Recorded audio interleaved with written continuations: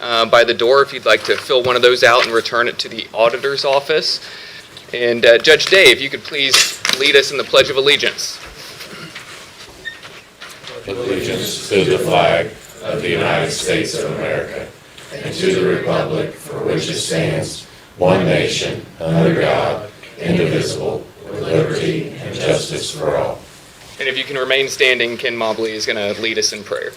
Okay, Father, Lord, we thank you for this day. We thank you for the opportunity just to come together as leaders that as we work through every situation and that you would give us the grace and knowledge to be able to do your work that is pleasing to you and for this community. We just pray that you'll watch over us, and thank you for the safety that you've given our community through weathering the storm, and for all those things we give you praise. We ask these things in your name. Amen. Amen. Thank you, Ken.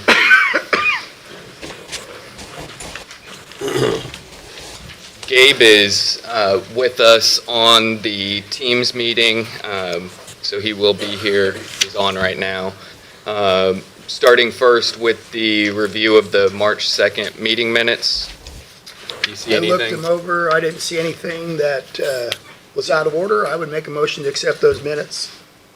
I'll second that motion. I'll second. Okay. All those in favor say aye. Aye. Aye. Those opposed? Minutes approved. Moving to the March 13th executive session minutes. Same. Everything looks in order. I will make a motion to accept those minutes. I'll second. All those in favor say aye. Aye. Aye. Those opposed? Minutes are approved. Moving on to claims. Anything in claims? No, they look good to me. I didn't see anything in there out of order as well. I'll make a motion to approve the claims. I'll second. All those in favor say aye. Aye. Those opposed? Motion carries. On payroll for March 13, 2026, in the amount of $425,600.28. Any questions over payroll? No, I make a motion to accept payroll. I'll second. All those in favor say aye. Aye. Aye. Those opposed? Motion carries.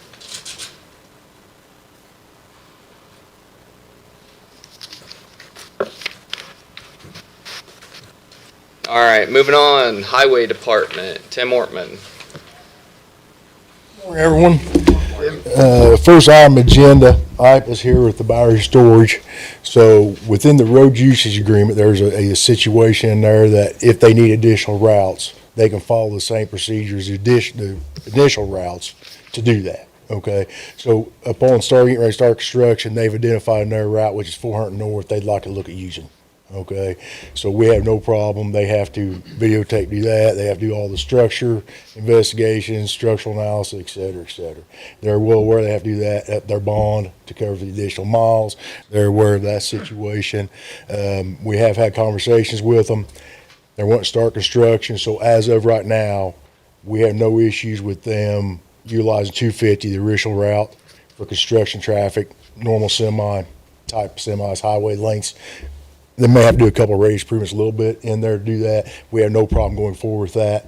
Once they identify their route, if they can utilize it, and then there may be some infrastructure improvements or something, we'll have to wait and see at that point.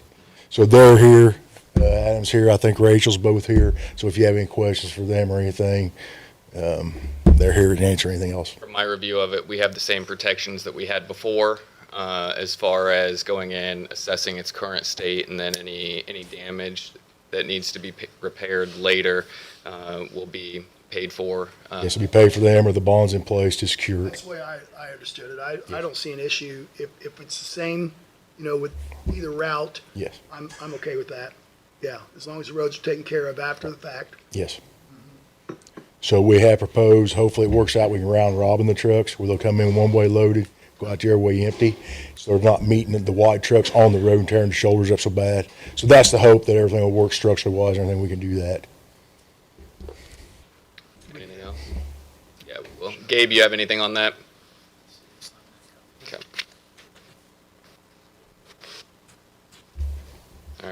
Not hearing anything, I'll make a motion that we go ahead and approve the second amended roadway usage agreement for the battery storage. I'll second that. All those in favor say aye. Aye. Aye. Those opposed? Motion carries.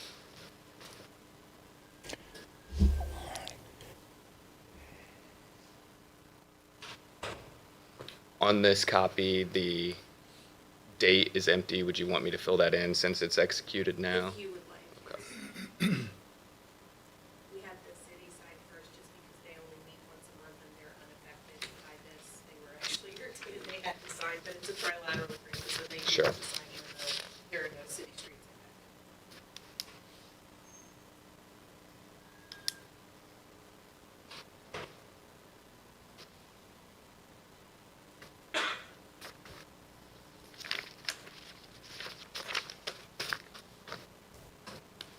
And I'll give this copy to Christy, and if you want to just hang around after the meeting, you can get a copy as well, but she just needs one. It serves everybody's time. You want to wait and do the rest of the highway stuff when we do the bids later on? Huh? We can't until 9. Right, but do we want to do the rest of the highway stuff then and let everybody else go? That's fine. That'd be We can- fine. We Thanks, can Tim. circle back. Yes. Don't let me forget. Okay. The lengthy agenda between now and then. Sheriff Myros. Good morning. As I emailed you last week, we've got a beautiful building. The only thing we don't have is storage. And I came before you previously and talked about moving the storage building that was the old jail site. We explored that, and it just really didn't come to fruition that that's a good option. So we did talk to some contractors to see what we could do about building. Our issue right at the moment is that the room inside our facility that was meant for a classroom has been taken over by our commissary. And then, so we had to move our classroom to what is currently, or should be, our indoor recreation. So we've lost both of those rooms for that reason. So we need a storage building, again, to run commissary out of, because it's becoming quite a large operation. So we can get our classroom back as originally intended, and so we can get our indoor rec back as originally intended. We are meeting the minimums for our indoor rec part, but again, I'd like to get back to where it should be. So we talked to several contractors. We came up with a quote of $49,399.87 for the building. I would like to put this on the south side of the jail. There is an entrance and exit door on the south side that we could go in and out of from this building. And I granted the south side is built for expansion down the road, but I don't see expansion needing for 15, 20, 25 years down the road. We have a 242 bed capacity. This morning we're at 100. In my time there, we've been as high as 150, but that was a very small time frame. We probably average 125 over the year, but today we're at 100. So again, I don't see expansion being an issue anytime soon. So that's my request, if you will. And then we'd like to build a building, a 24 by 40 by 10 building on the south side of the jail for storage. I know that you've been with the EMA building. They're going to build a new building. That's in the works. That's what I hear, yes. And you're going to use part of that building as well. What was that? What My was that understanding, building? yeah, we're going to get like a 2-car garage part is my understanding. And that was going to be the extent of our use. Okay. It was under the mezzanine, is that right, Gary? They're used for the sheriff's department? The square footage was the same as, a little bit more than a total. Right. Look at the end building, you still need that, because the building that we had was barely all that stuff were in there, so. Well, part of our conversation that we've talked about is, do we need two buildings? Should we build one building and instead of two buildings? A cost savings of adding on to what you've got. I don't know, that's just thinking out loud.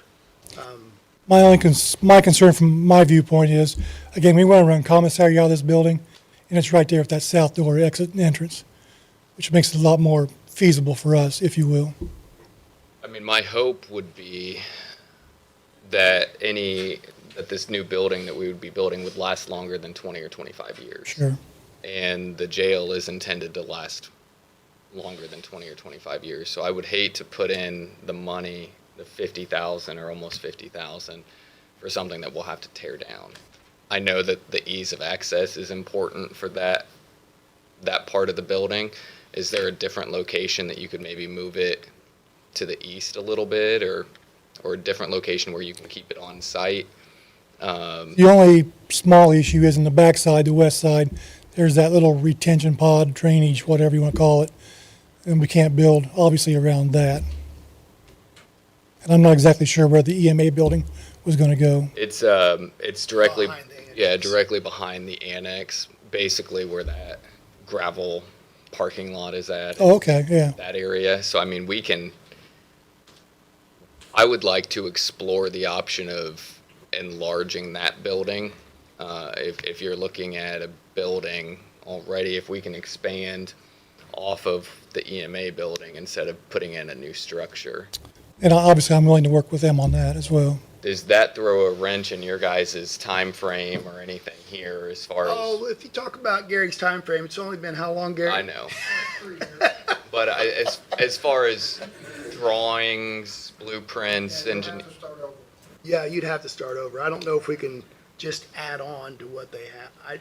I don't think so. The only concern that I can think of off the top of my head, if you move that building too far, you make it big as what you did. If you move too far, one of the big variances that come up was that it has to be within 500 feet of a restroom. So if you move it somewhere that it's not within 500 feet of the restroom, in the big room, in the annex, then they're gonna have to put that. It's not a huge deal, it's just gonna be more expense. So, right now, we have it to the north side of that parking lot, and maybe move it to the south side of the parking lot, still be within your 500 feet, and be okay, and have more room. You can't keep it where it's at, because there's an electric pole there with a lot of underground electric. So if you're gonna move it in that area, you're gonna have to move it completely to the other side of that electric pole and go over it. But that's the only large issue that I can think, that I feel is kind of a large issue that might happen if you decide to make that building bigger. I don't understand why a storage building, why would it have to be next to a restroom? Just code, man, I don't have no idea. Why did we need a vestibule there? Yeah, I couldn't understand that either. Variance for that. Can't explain it. Is there a concern, Sheriff, that it has to be inside the fence? Does it have to be secured or not? Our fenced area is so small, that's not an issue. Our fenced-in area is strictly for evacuation purposes. I didn't know if there was any concern there No. that I didn't know of. I did some quick measuring, and there was room in the northwest corner of the jail property, but you've got to explore to make sure that it's, after we modify it for both of them, that it'll meet the standards, what they need.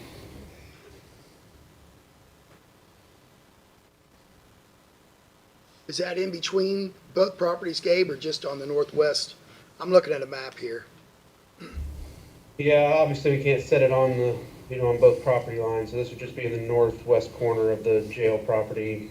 There's the retention pond to the south. Yes. It would require modifying the curb and opening that asphalt up to that building, on the jail property for their ease of access, but it would still be close enough that would be doable. We just have to determine the size of the building. What was your current size, Gary? 100 by 48.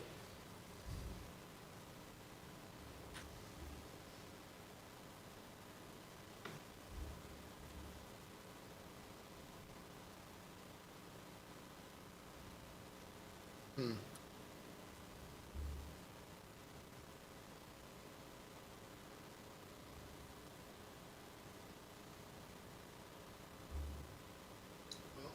mean, there's room if you cross that line. Yeah. I see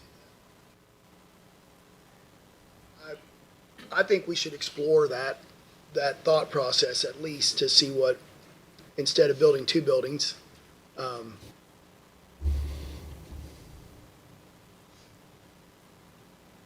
I think the other side of it too, that I talked to the sheriff's department, it's dependent upon too, how the, jail fund can be used too. I mean, making sure that it can fund the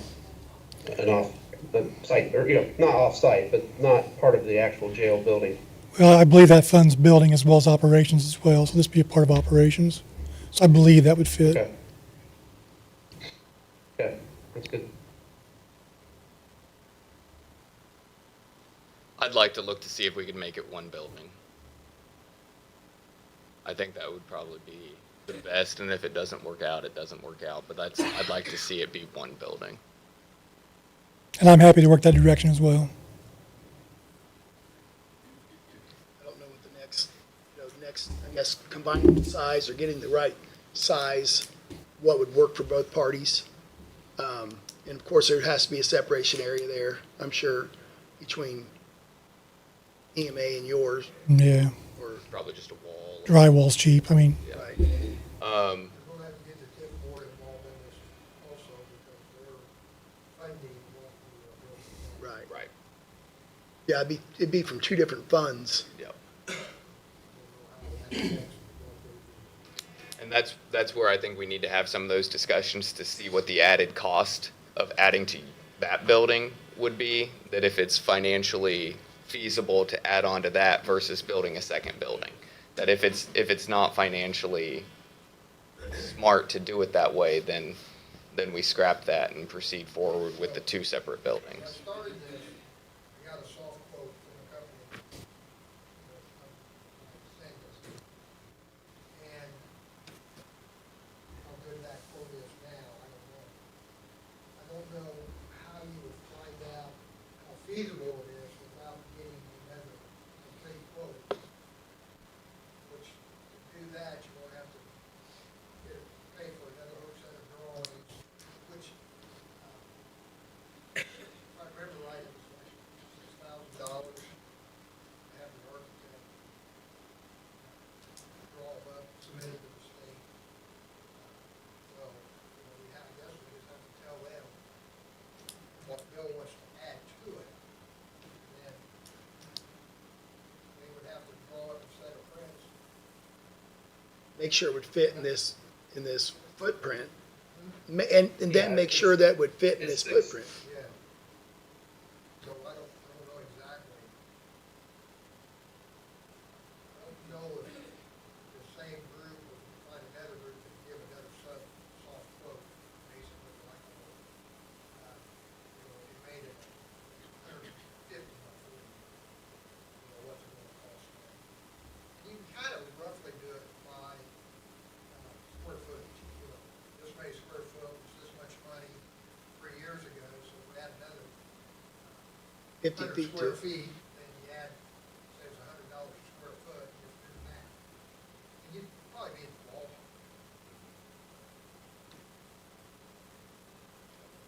So basically, I think what we need to look at is, Sheriff, what all you actually need in the building, and then we can talk with the folks that had designed this one to see if we can get that kind of cost estimate for what it's going to require us to expand versus the quote that you have for the building now.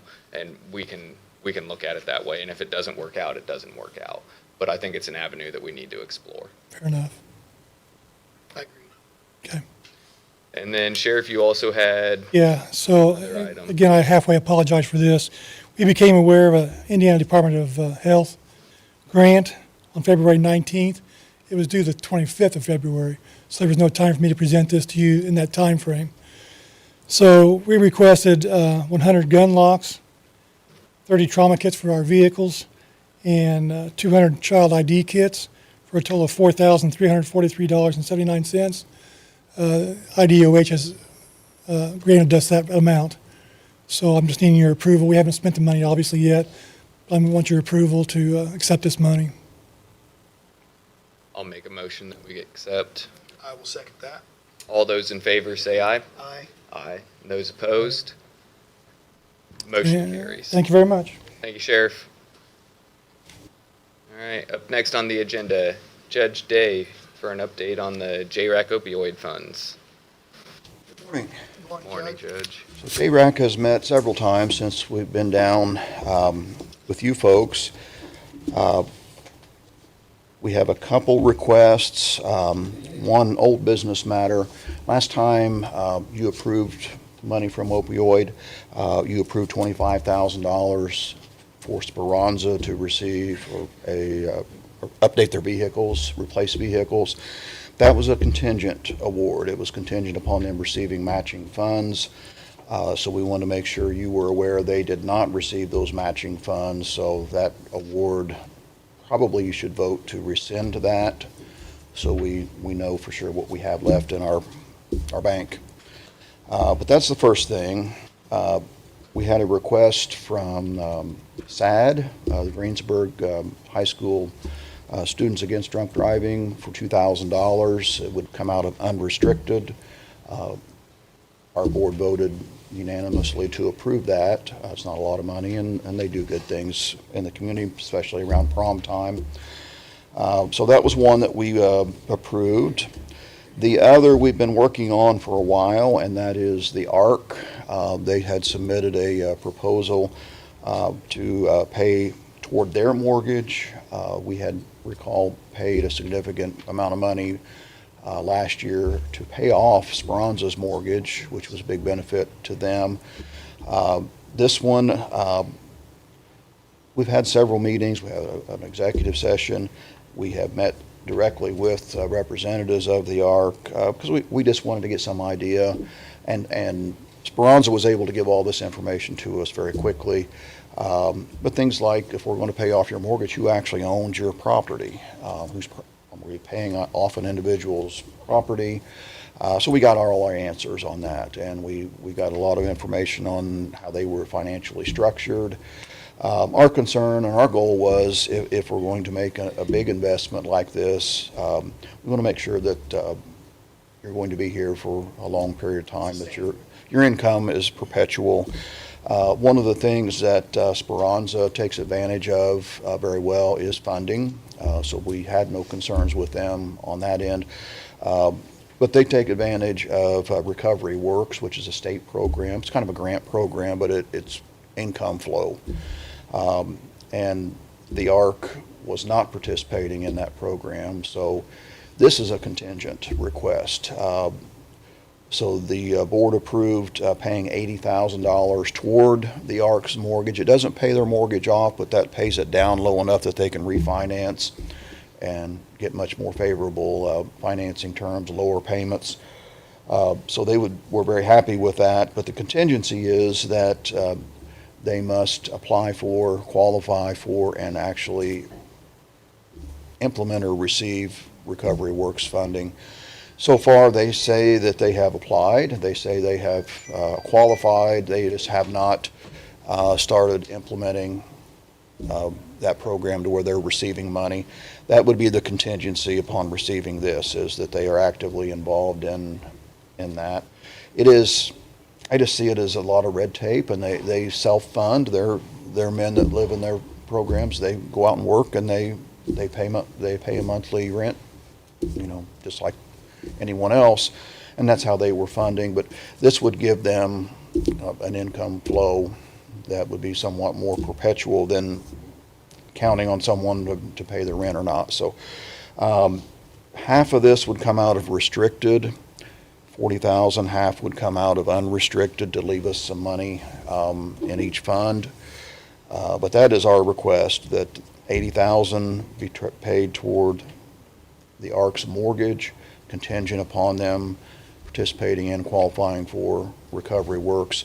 What we would do there is they would provide JRAC with proof, and I would write a letter on my letterhead to the auditor saying they're now eligible to have those funds. So that's what we're requesting there. With that, the handout I gave you is basically the auditor's running total.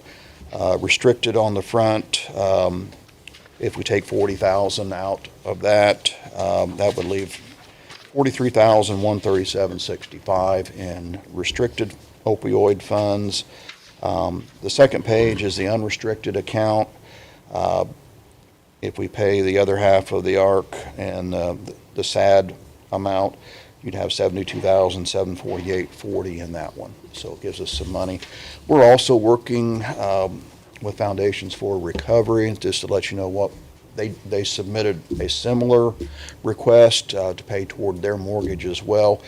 We're going through the same process with them that we did with the ARC. So what we did last meeting, there was a vote to just deny their request at the present time because the intent was they're going to revise it and submit a new one. So that's what next time you hear from us, probably will be Foundations to see where we are there. The 25,000 was to Speranza House, correct? That was Speranza House. So that goes back into the pot. All right.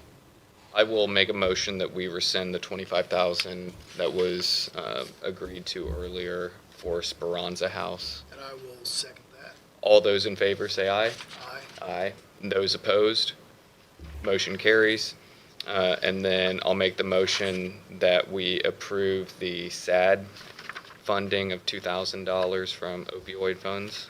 And I'll second that. All those in favor say aye. Aye. Aye. And those opposed? Motion carries.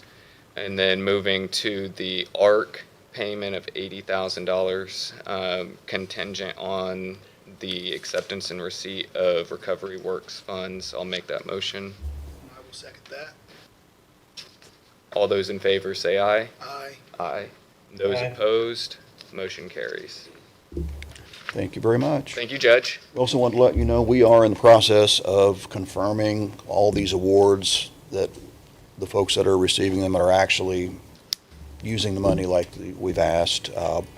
We know Speranza paid their mortgage off. They provided us with proof of that. The ARC, the vehicle that we authorized, they have purchased that.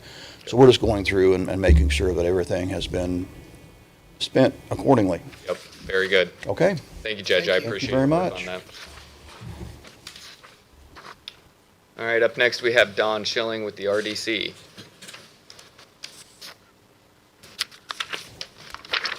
Good morning. Morning, Don. Hello, Don.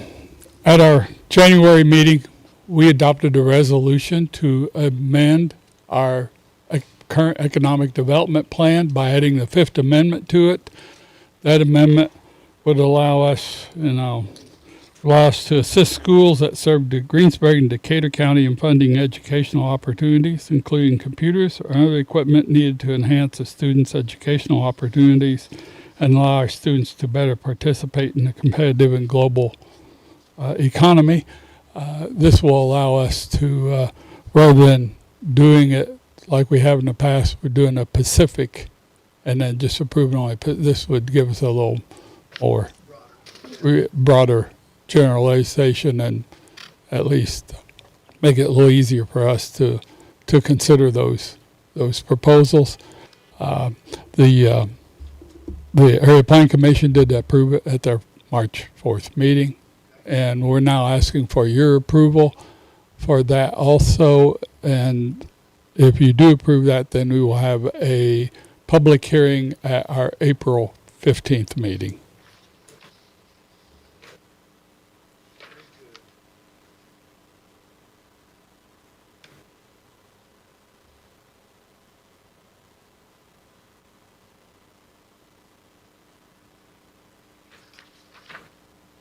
This is one, Chad, that we can approve today, correct? Do you have a number, Christie? 26-6.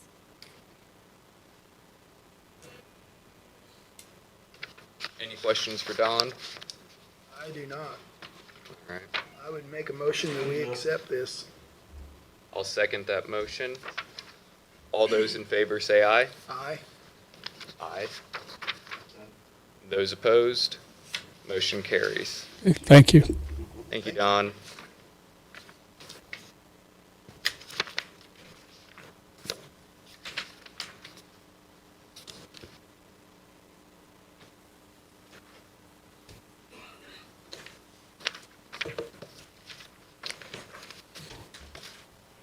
All right, up next, Chad, you want to walk us through this Yeah. lease? So at the last meeting, the opportunity was brought to lease some county property with an interested party.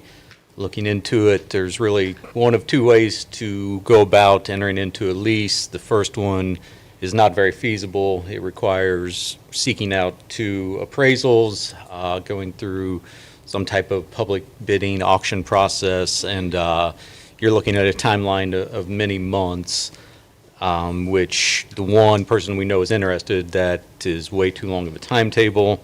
The statute provides an alternative means, which is the county makes a declaration, or in this case, I've prepared a resolution stating that the earlier section I just talked about is not feasible given the opportunities we're faced with, that we can actually have some economic benefit to unused property.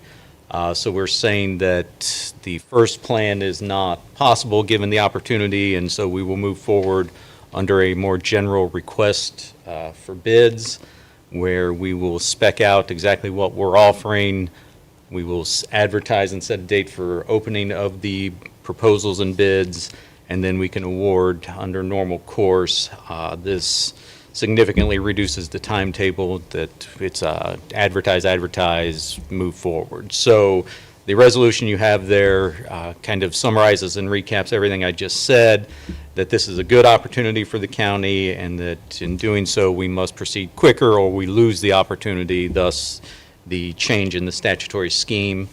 We've also been made aware that the interested party, and there may be others, but the one we certainly know of needs site access to make sure the site is appropriate for their needs, and we'll do some non-destructive testing. So I'm asking you guys to go ahead and approve that, establish somebody as the point of contact, so we don't want people just randomly showing up doing stuff without us knowing. So just somebody that says when they're going, what they're doing, and probably we're going to want some kind of general waiver release for them to sign before they access our site under the circumstances. So first, the resolution to move forward on the timeline to get this leased out, and second, putting somebody in charge of making sure the access and testing protocol runs smoothly and we get our signed documents before they head out there.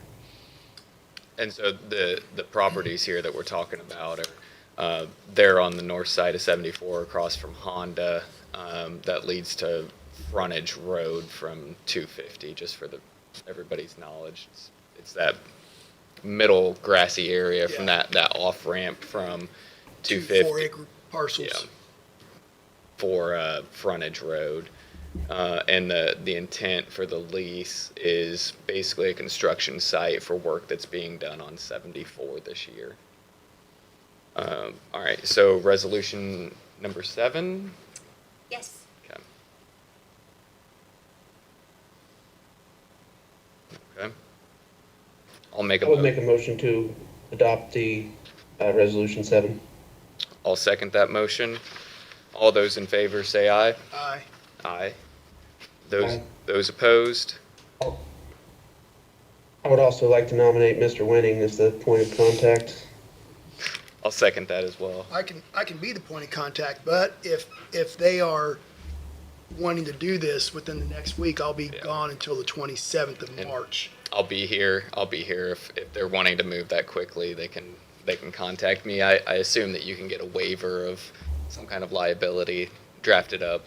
I can have a waiver done today if necessary and email it around to all you guys so they can move forward if that's how fast of a timeline we're doing. Obviously, the next step is to prepare the actual request for proposals, Right. what we're offering and looking for, so that'll be a significant step in moving forward as well. Okay.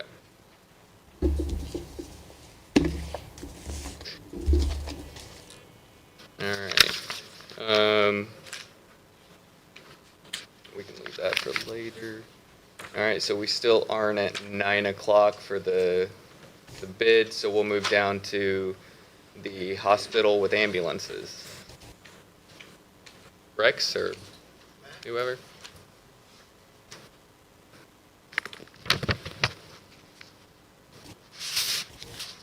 Hello. We sent you guys a letter requesting transfer of titles for 2 ambulances. to the hospital so that we can update our fleet a little bit and use those for those boxes for like remounts, just to update our fleet. Due to we have a lot of aging fleet, a lot of high mileage ambulances right now. And it's two, Yes, sir. Yes, sir. Looks like one is a 2012 that has 183,000 miles on it. One is a 2016 that has almost 205,000 Yes, sir. miles on it. And that one, the 2016 is now up to 206,000, and the 2012 is at the same mileage. So you're going to reuse the box, you're just getting Yes, sir. a new vehicle? Yes, sir. Do you have any idea what the vehicles are worth minus the boxes at this point? Any idea? I do not.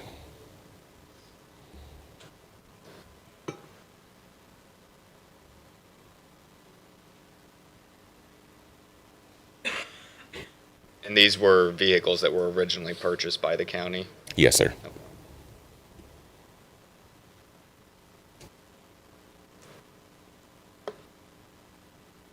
And then the new vehicle, those will be titled in the hospital's Yes, sir. name? Yes, sir. How many other, if any, how many other ambulances are titled to the county at this point? There's one other one. It's the one that's wrapped in the hospital. It's not commissioned with the state any longer. Okay. what year is that one, Matt? It is a 2003. Yes, sir. But you don't use it? We don't, no. It's not commissioned with the state as an ambulance, so. Any other questions? No, I think we've got our money's worth out of that, both of those ambulances. I can see that as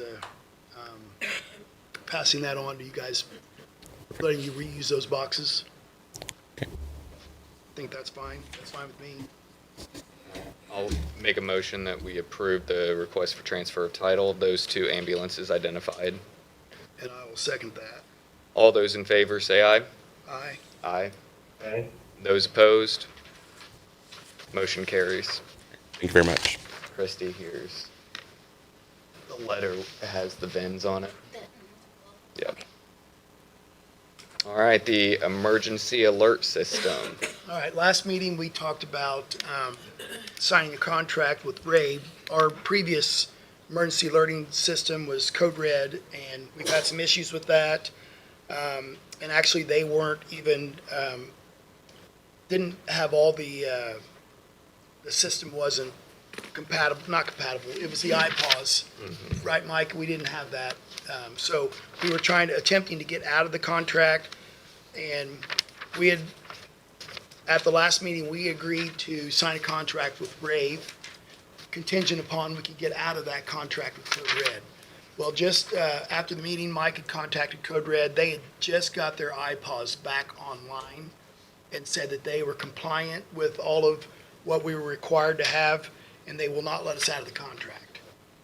So, that being said, at our last meeting we talked about, with the 911 meeting, we talked about the possibility of going ahead and signing the contract with Rave and paying that 1 year of Code Red to get out of the contract. Just go ahead and paying the contract off and starting over brand new with Rave. And the reason with this, and Josh Tressler kind of walked us through it, is that if we stayed with Code Red, we have to re-sign, is this right, Leanne? Or go back through the signing up process or getting Josh is people. over there, too. Oh, there he is. Josh, I didn't see you back there. Josh, help me out here. Basically, kind of the thought from us. Sorry, I didn't see you slip in there. I was actually here early for once, that's why. The biggest issue that we kind of addressed were the migration to the current system that we have in place now with Code Red is actually called Crisis 24 now. It's still through, it's a different company. They were able to migrate some of the data over but the interface and the way the public will sign in and use the system is radically different. So for us, a concern is trying to get the public back in on this current system that we know we're going to do away with within a year. Not that I am saying that it's not worth the fight to try to get out of the contract, but for the dollar amount and for the cost to the administration and just to the public themselves to do this twice within a year, I feel like is asking a bit much. The new system integrates with pretty much everything else we have. We're already using it or have it installed, lightly using it for internal communications within public safety. This is just the public implementation of that.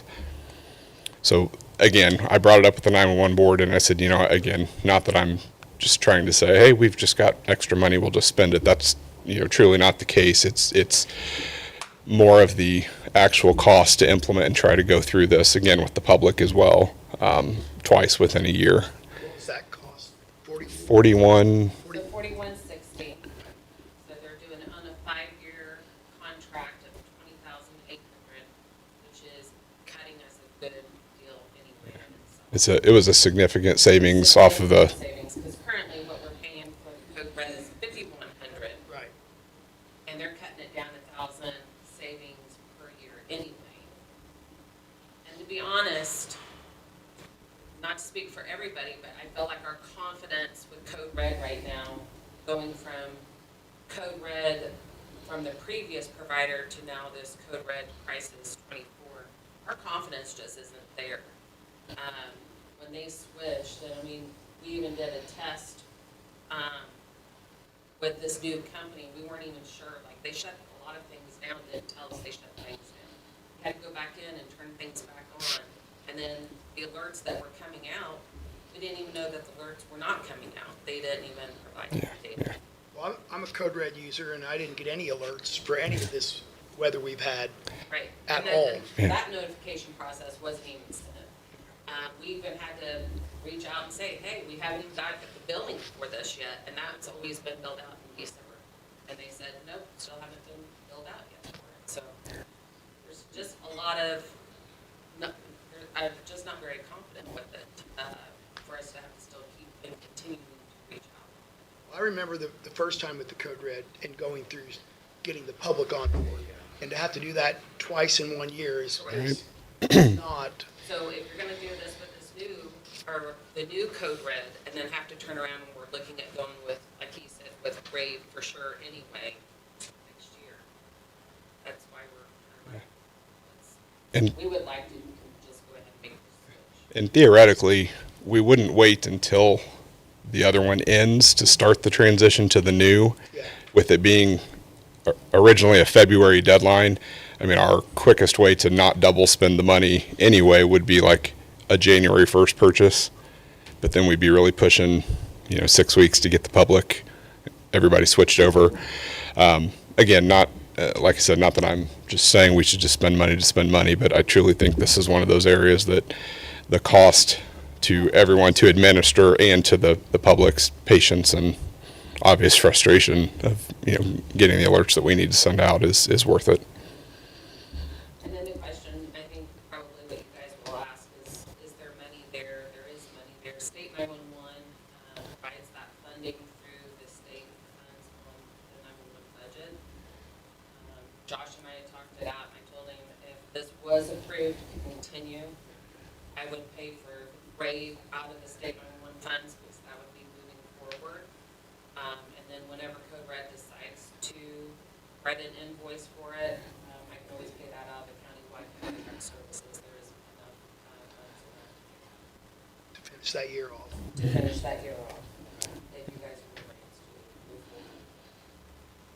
I don't like the idea of having to have everybody sign up twice. It was rough the last go around. It's an essential service that we need. I also don't like the idea of spending, $5,100 for a service that we aren't using. But at the end of the day, I don't think we have really an option if we want people to be getting these alerts, which in a lot of these cases are potentially life-threatening alerts. I feel like in the best interest of public safety, this is probably our Yeah. Unfortunately, they do have us over a barrel, and I hate that, but I think the $4,100 would be well spent to get our public safety in this emergency alerting back online and getting it where it should be. That's my thought. We need to take a little bit of the burnout of it, that third option that we had, these two together. Oh, yeah, didn't even is come close to it, less yeah. than what the third option was altogether. That's for true. 1 year. That was ridiculous, Yeah. yeah. So, I mean, it could be way worse. And the EMA Look at the board, sunny side of everything. the EMA board was in support of, They were. of this plan. When we talked on the 911 board, that was the consensus, that they would, they made a motion to move this forward to the commissioners for us to talk about it. That was their thought process, is to spend the $4,100 and get it done. Gabe, you have anything? I'm in agreement. I had a long discussion with IT about it. I think it's the best case, or the best thing is to move forward with the new. I'll make a motion that we go ahead and move forward with rave. I will second that. All those in favor I'll say aye. Aye. Aye. Right. Those opposed? Motion carries. Thank you. Thanks, Josh. All right, up next on the agenda is the certificate sale. Gabe, you want to talk a little bit about this one? Yeah, I asked to put the certificate sale on hold, just so that we can have a figured out some of the properties that are currently on the certificate sale. Just wanted to take a deeper look at those 22 of those 24 properties were at Lake McCoy. We see a lot of repeated properties and continued tax sale properties, and so wanted to have a larger discussion about maybe what is the best thing moving forward. So I asked for the certificate sale to be paused, canceled for now. That need an official motion at this point, Chad?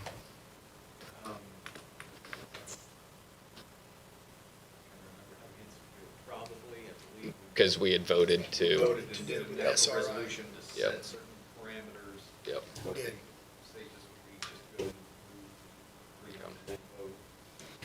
I'll make a motion to pause the certificate sale.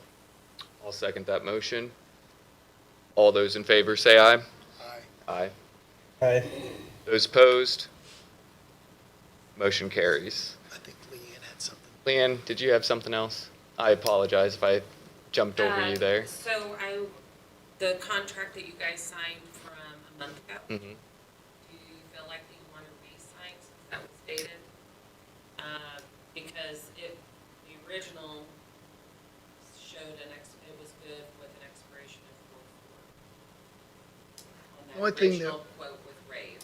The only thing that we However, you did, had a date, I think, it was signed 2/16. the only thing that we did, Jeremy, is we said contingent upon, but we're not, And I mean, at this point, we gave the approval, we removed that contingency today, so I think that contract's fine. You're good with Yeah. going ahead with yeah, that? and that date still covers us, Yep. that 4/4, right? Yes, I believe so. Yeah. Yeah. We did not reach out to our sales rep, but I'll talk to him. this Yeah. afternoon. Okay. I think Josh and I felt like it's still good. Yeah. Yeah, I don't think that should be an issue. Okay. Yep, thank you though. All right, up next, Park Road fog ceiling. Yeah, so I met with Tim to discuss about Park Road. I know we've looked at doing some striping and such on Park Road. If you drive it, it's kind of rough, the section from 46, the three-way intersection. It's, again, very rough, about 20 different colors. I think it's going to be hard to see if we stripe top of that. So I asked Tim kind of what the best solution would be. His recommendation was to not touch the asphalt physically at this time due to the construction of Park Road. There's going to be a lot of traffic that is going through there, and it's going to potentially, have a detrimental effect to that road as that project. His best solution was to fog seal it, and that was going to cost around $3,800, if I remember, Tim. So I think it was it was under $4,000 roughly to fog seal Park Road, which would give it a nice, new, black appeal. And then I think our striping would show up much better. So you're talking on 200 in between City Park and the Ball Diamonds, and then are we also going down Park Road? Are you talking 200 west or are you talking Park Road? Be 200 west between the three-way stop and 46. So not Park Road, Yeah, Okay. 200 west. oh, sorry. Um, Yeah. So, Tim, talk to me about, would this help promote longevity of the So road and? this seals it up. So yes, it basically holds the condition where it is right now. We would do a little bit of patching and stuff in there. Basically, we would maintain the condition the road's in right now in anticipation of Park Road going in a couple of years, being some damage occurring at that point through the construction process. Once that first phase is done, we go in and overlay the road at that point. We can do it about 3 years out or so. And complete that all kind of at that point with the new overlay striping also.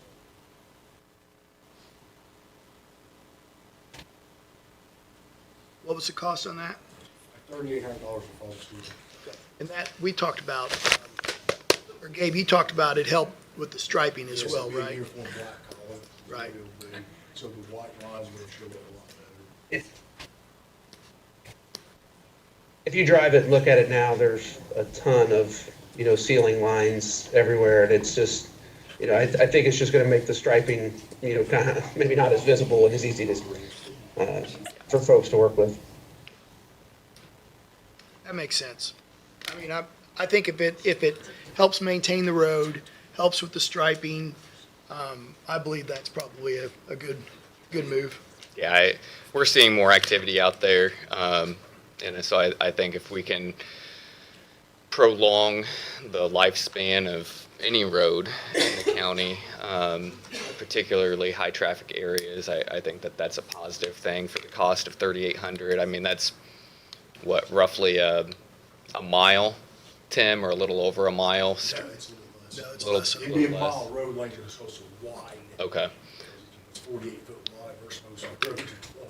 But when you're looking at the cost of redoing roads, I mean, the chip and seal last year was, 1,000 roughly. yeah, it was, I know it was over 16,000. If you're gonna go in and do asphalt overlay, that's what, closer to 100?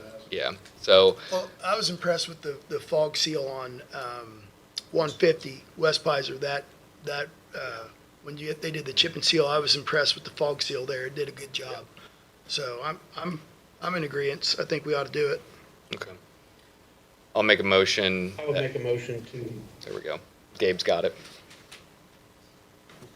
I'll make a motion to approve it. All right, I'll second that motion.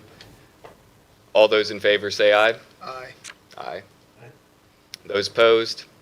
Motion carries. All right, the community pool BOT agreement update contract. So you'll have in front of you, you should already have it, the amendment to the BOT agreement. What this is for is originally we stated that the project would be at the $4.5 million. The original agreement that we signed was for $3 million. That was for the physical construction of the new pool. So now we are adding the other $600,000 into the BOT agreement to get us back to our 4.5 budget. This is the additional $600,000 being added into the BOT agreement is for the renovation of the pool house, as well as tables, deck chairs. We are looking to put a new roof on the pool house as well, so it's not just interior renovations, there's some exterior renovation as well. So this is adding in the additional funds that we originally had planned for, just was not part of the first BOT agreement.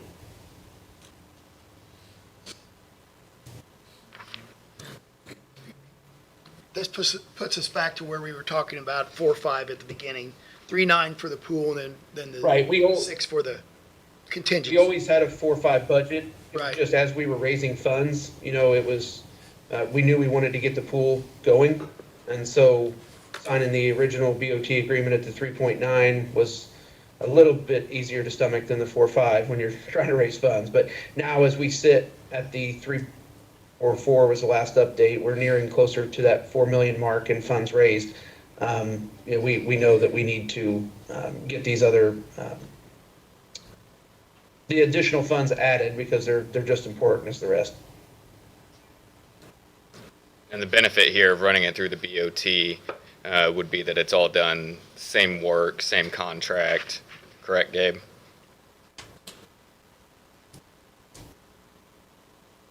So I worked with Greg Martz, which is, he's not physically involved with this, but he's been involved with a major amount of other BOT and so projects that we've had to kind of make sure everything was on the up and up. And I drafted, corrected to meet our specs, one of his amendment papers, which is in front of you today. Any questions? I do not. All right. I'll make a motion that we approve the amendment to the BOT agreement. I'll second that. All those in favor say aye. Aye. Aye. Aye. Those opposed? Motion carries.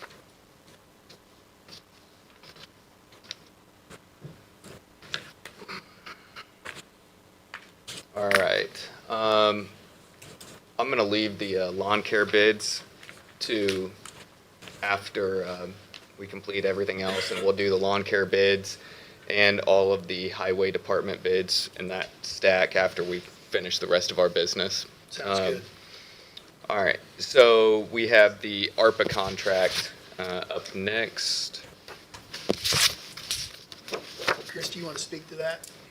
Okay, there's a yearly annual report that has to be done for the ARPA funds. It's very detailed. I remember last year, many, probably close to 20 hours I had in it. And then Janet, the same, the one before. Baker Tilly they do a lot of other counties' reports, and I reached out to them to get a quote. So what you have in front of you right now is just a initial quote of $4,900. And that what they'll do is they'll go back from the very beginning, take a look at it, and anything that needs to be adjusted moving forward, along with doing 2025's report. And you have those funds in. We do have ARPA, and the ARPA committee set aside, I'm not sure how much to begin with, but there's just over $8,000 left in the admin portion of that, and that money does have to be spent by the end of this year. So I feel like this is appropriate to spend out of that line. I agree. I think it makes good sense. Yeah, I think it'd be perfect use, absolutely. And again, that is just an estimate until I've sent them everything, and they've asked for a couple more things. So until they get everything, that may change a little bit. But that is just on average what other counties have paid. But your funds are sufficient even if it comes in a little bit higher than that to cover it, so, yeah. I'll make a motion that we go ahead and approve this audit of ARPA funds with Baker Tilly. I will second that. All those in favor say aye. Aye. Aye. Those opposed? Aye. Motion carries.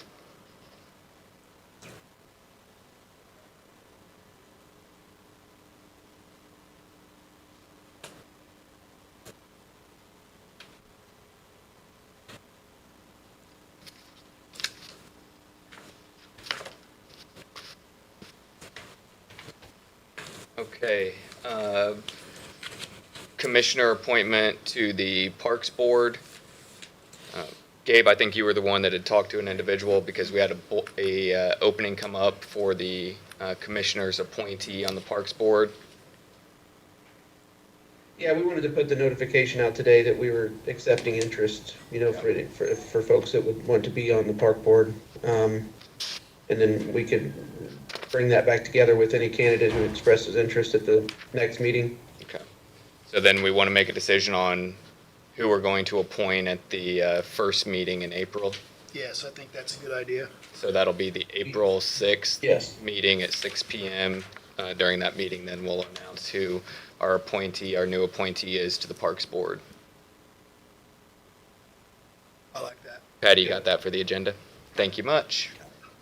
All right, we have a request for use of facilities at the courthouse for the farmer's market. Allie, you want to Yeah, good talk to us morning. a little bit about it? Nice to see you guys. I feel like it's been so long since I've come Yeah. to one of these to request use of facility. Yeah, it has. We're really excited. Our use of facility request looks a little different than it has the past 2 years because the streetscape is over.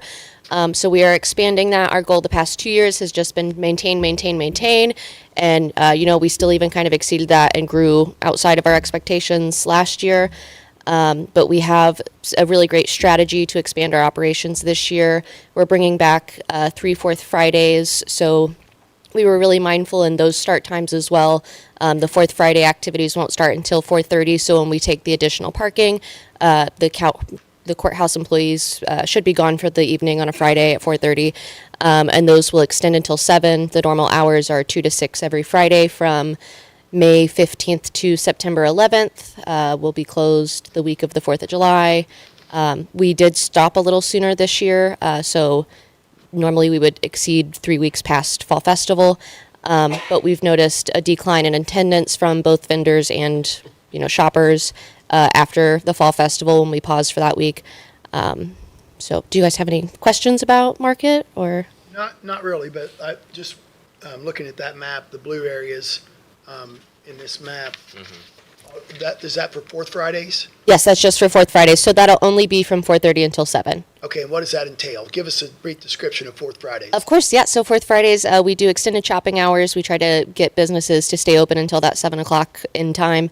That blue area will be for the cruise-in that we'll add. We have, we're working with different car groups that are going to plan those and just have the classic cars arrive. So that'll just be for classic car parking. So we may not even, Streets? no, just parking. Just parking? Just parking spaces. And so what we've done in the past when we've had these cruise-ins is we wait for county employees or anyone parking in those spots to pull away, and then our volunteers will just kind of throw cones in there as they leave so that we're not closing things down forever and just waiting for cars to arrive. Okay. And I know past years, we haven't had any issues with the, what is it, the United Fund Strawberry? No, you guys work well. We work really well. Yeah, we split You the guys take space. one side and they take the other side. Exactly. That drive-through is no issue. I think you've had some live music on Fourth Fridays, some different things going on too. Yes, we have. We're going to bring it back nice and slow, so hopefully next year we can add those because that does require sponsorship funds. So hopefully we have live music coming back next year with Fourth Fridays. All right, very good. I see a certificate of insurance here. It looks like we have everything that we need. I'll make a motion that we approve the use of facilities. I will second that.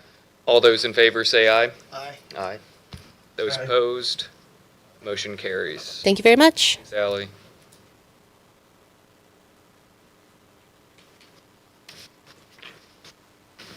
All right, I had a meeting with the Chamber Board this week, last week, and it was a follow-up to a prior meeting with the Chamber in which I had made a proposal to the Chamber Board of a use of the new community building in exchange for a membership to the Chamber. Right now, we're currently paying a membership to the Chamber. And so what the agreement would be that we would allow them to use the community building for one event per year.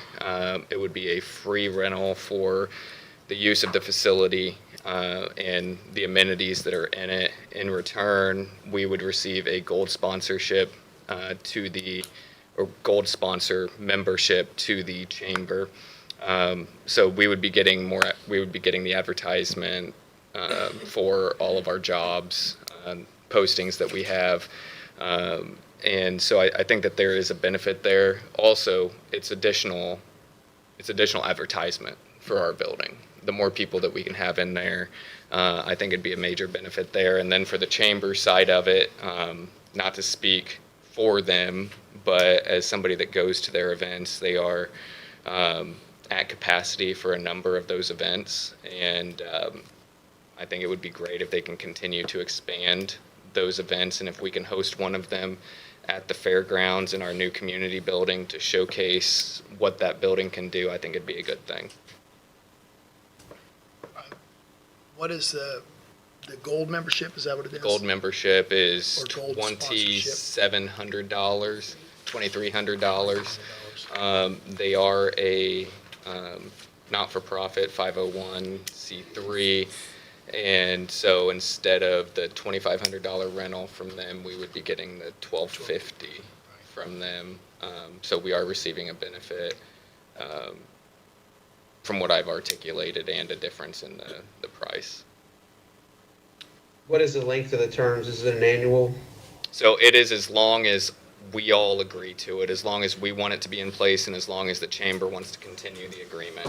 So if any of us wish to get out of the agreement, it requires 30 days written notice of the withdrawal, and that's the end of the agreement. There is no set term. Okay. It's also not transferable to any other party or entity. I think I had said in the meeting that I didn't want, Brian Robbins being able to go in there and have his 18th birthday on the Chamber of Commerce event. So, yeah. He's not even here to defend I know he's himself. not. I know. And it's subject to all of the other conditions that are in the rental agreement at the fairgrounds for that community building. It's also subject to availability. So, I mean, they aren't first in line. They would have to schedule their event and those kinds of things anyways. Any discussion? Makes sense. Makes sense to me. I think it's a great way to showcase our building. We can help the chamber. Yeah. I'll make a motion that we approve the agreement here with the chamber. I'll second that. All those in favor say aye. Aye. Aye. Those opposed? Motion carries. We'll send this to the chamber board.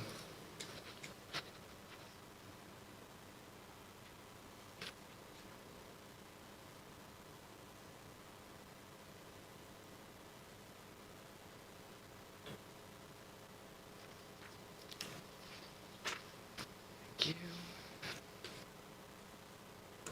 All right. We had started the long-range planning committee a number of months ago, and we've continued with those meetings and with some of the things that have happened lately. Brian, you want to give an update kind of on what our plan is or what we're talking about with the shelter? Well, we did start the long-range planning committee at the beginning of the year and had several meetings, and we made a list of our priorities, and one of the priorities was the animal shelter. The annex building, the animal shelter, parking at the sports complex. There was quite a few different things that we've talked about, but the animal shelter was on that, and we have been working with trying to decide how to move forward with that, with the animal shelter. How do we get to where we have a new facility? So, talking with,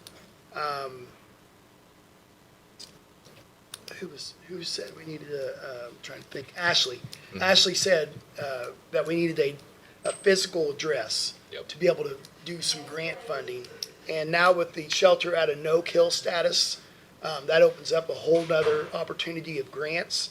But we can't ask for, get into these grant processes without a physical address if we decide to move and build a new animal shelter. So we had talked about this in our long-range planning committee, and one of the things we said was a possibility of moving it to would be on 200 West, next to the highway department.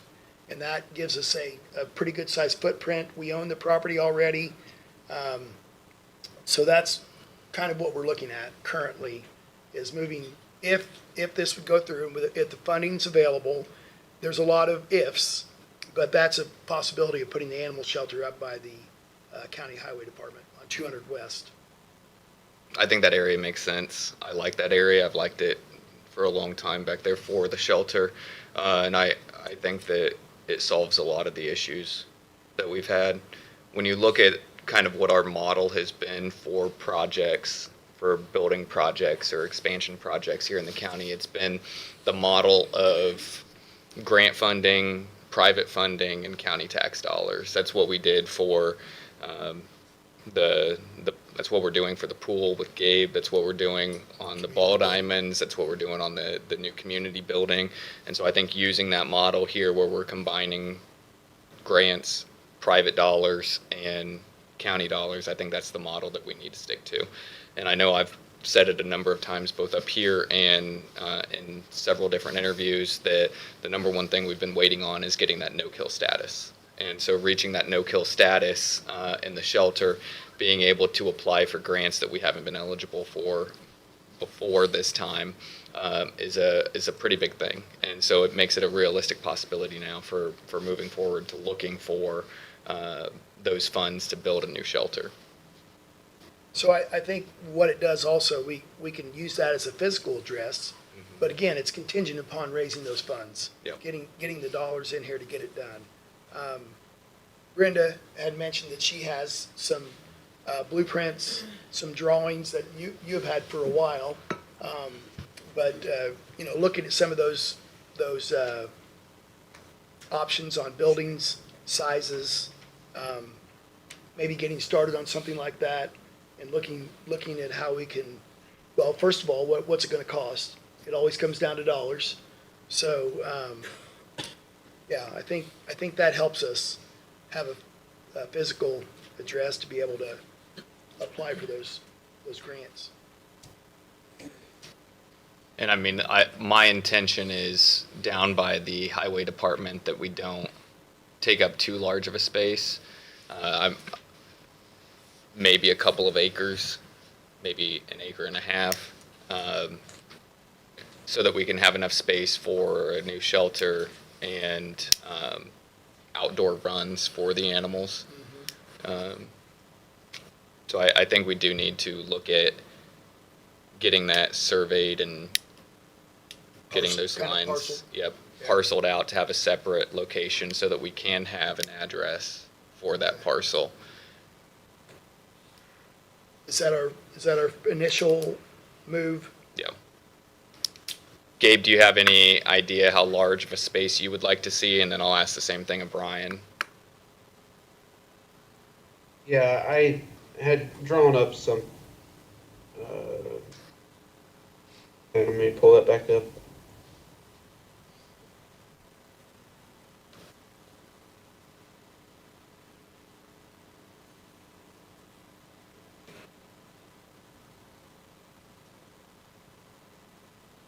Well, I think what I had Go ahead. Go ahead, Gabe. was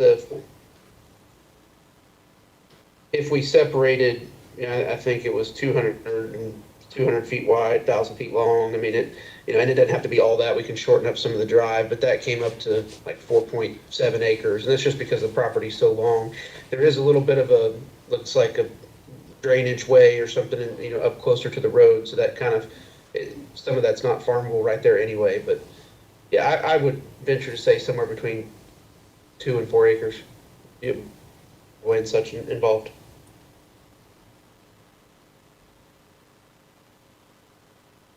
And my thoughts are, what's the building size? What's the layout of it? And then because that property, going back to the west, is the length of that, we could go back to the west to do like a dog run or those kind of things, if that's what we're looking for on the exterior. I know at our last long-range planning meeting, Ashley was going to work on getting us some building plans from other counties. Brenda has those. And so why don't we take a look at those, and then we can make an official vote on how much we're parceling off, instead of taking a shot in the dark about what size we may or may not need. That's what it feels like. And so let's just go ahead and take a look at those plans, and then we can address that at our next commissioners meeting for what size we'll parcel off. Sounds good. You good with that, Gabe? Yep. All right. All right, last thing that I have, Landon Schwarzentruber from Opportunate Livestock would like to present on an event that he wants to host out at the fairgrounds. Hi, how's everyone doing today? Good, thanks. I'm the founder of Opportunate Livestock. We've been an official program for about a year now. This past year, we took the time to make our program be legit. This is our first official year of our program. We currently have 5 students in our program. We are very unique. So what we do is we work with kids and we give high school students the ability and the opportunity to show in 4-H and show livestock that may not be able to do so by themselves. So whether they don't have it financially or they do not have the resources of a facility or they do not have it financially within their household or their family. So we are wanting to put on a pig show at the fairgrounds next year in April. So it would be the first weekend of April. It would be I believe it would be the 2nd, 3rd, and 4th. So it would be a Friday, Saturday, and Sunday deal. Along with the pig show, we are wanting to do a pig sale. This pig show and pig sale will be, from the pig show standpoint, we're going to be having payouts over roughly around $150,000. It's one of the biggest, it will probably be one of the biggest payout shows in the whole country. The reason we are doing that is we would, from our calculations, we will be able to raise double that for our program to be able to strive at a high level, because what we are doing, it takes a lot of money. Our program will be paying for about 80% of what it takes for these students to be able to show 4-H at a competitive level, from the county fair to our state fair to national shows across the country. And we just want to be in the position to be able to fund this properly. And we feel like with using the fairgrounds, we were asking to potentially be able to get a decrease on the pay. We are a not-for-profit organization. We have our 501c3. So that is kind of what we are looking to do. Okay, so you'd handed me some of these things this morning. It talks in here about board of directors. Who all do you have working, or who is your board? My board holds my father, Trent Schwarzentribber. Doug Krieger is our secretary. David Garrick, he works with the North Decatur football team. He also is a part of our board. I have Darren Spears from Ripley County is also a part of our board. Are any of the positions with this organization paid? What do you mean? Are they paid? No. Okay, No. so they're all volunteer Yes, sir. positions? Okay. Who's supplying the animals? So how our program works is we actually go to, we get our animals from breeders all over the country. So what I meant by our program pays 80% of what it takes for these students to show. So our program provides the animals for the students. The students do not buy the animals. We purchase the animal for the students. Each student will pay $200 per month per animal. Now each student has to show a minimum of 2 animals per season. There are 3 seasons a year of showing. Now, that is the only thing the students pay for. Now, that $200 will go into feed, bedding, medical bills, traveling costs. But we have made it to where any students in town, any students that is in our area can have the opportunity to show, because the people who are surrounding in our program and people I know are true believers that showing in 4-H for kids can give them opportunities like never before, like going to college, getting a potential job at a big corporation or business, or maybe even starting their own business. I have shown in 4-H my whole life, and I truly would not be the person I am today without it. So we're truly just trying to give kids more opportunities to be able to show and get this kind of opportunity. One last thing, our program is very, very unique. We are actually the only program in the whole country that will allow a student to show in 4-H, but also to get a grade or a credit that will go back into their schooling. For the past year, we've talked to schools. We currently have 8 high schools within the area involved within our program. So any student from grades 6 through 12th within those 8 high schools is eligible for our program, can also get a grade or a credit through their FFA program that will go back into their schooling to help with their GPA and so on and so forth. So where are these hogs housed at? So we have a facility in place on Stewart Road. It's past Stewart's Grain Seed. We're renting a facility from Nick Nobby. He owns a barn that we're renting from him for to a year-to-year basis. It's past the second stop sign, right on the left. It's behind a White House. On the surface, it sounds pretty good, thinking about it. I've got a lot of questions. Yes, sir. I don't think this is something that I feel comfortable with, saying today, For sure. let's do this. Yep, for sure. But, I've got questions that I'd like to look into, things I'd like to ask. So,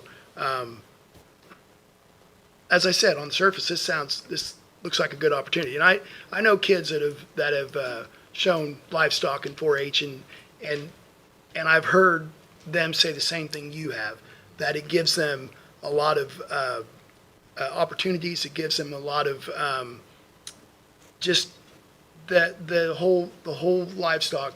It really makes a difference in them. So I can understand that. Yes, sir. It's just figuring out all the other details. To Yes, this. sir. If you don't mind me asking, or saying, I apologize. So, when you talk about showing in 4-H and you talk about kids today, I've been to all eight high schools this year, and one main thing that I have seen in every kid in every high school I go to is hardly any kids know what they want to do after high school. And to me, that is a shame, because I knew exactly what I wanted to do after high school. So putting these kids in a position to be able to become successful from a work ethic standpoint, to the confidence, to building relationships and connections that could absolutely change their life, that is what we're here to do. That's what we want to do. We want to put kids in the position to become successful.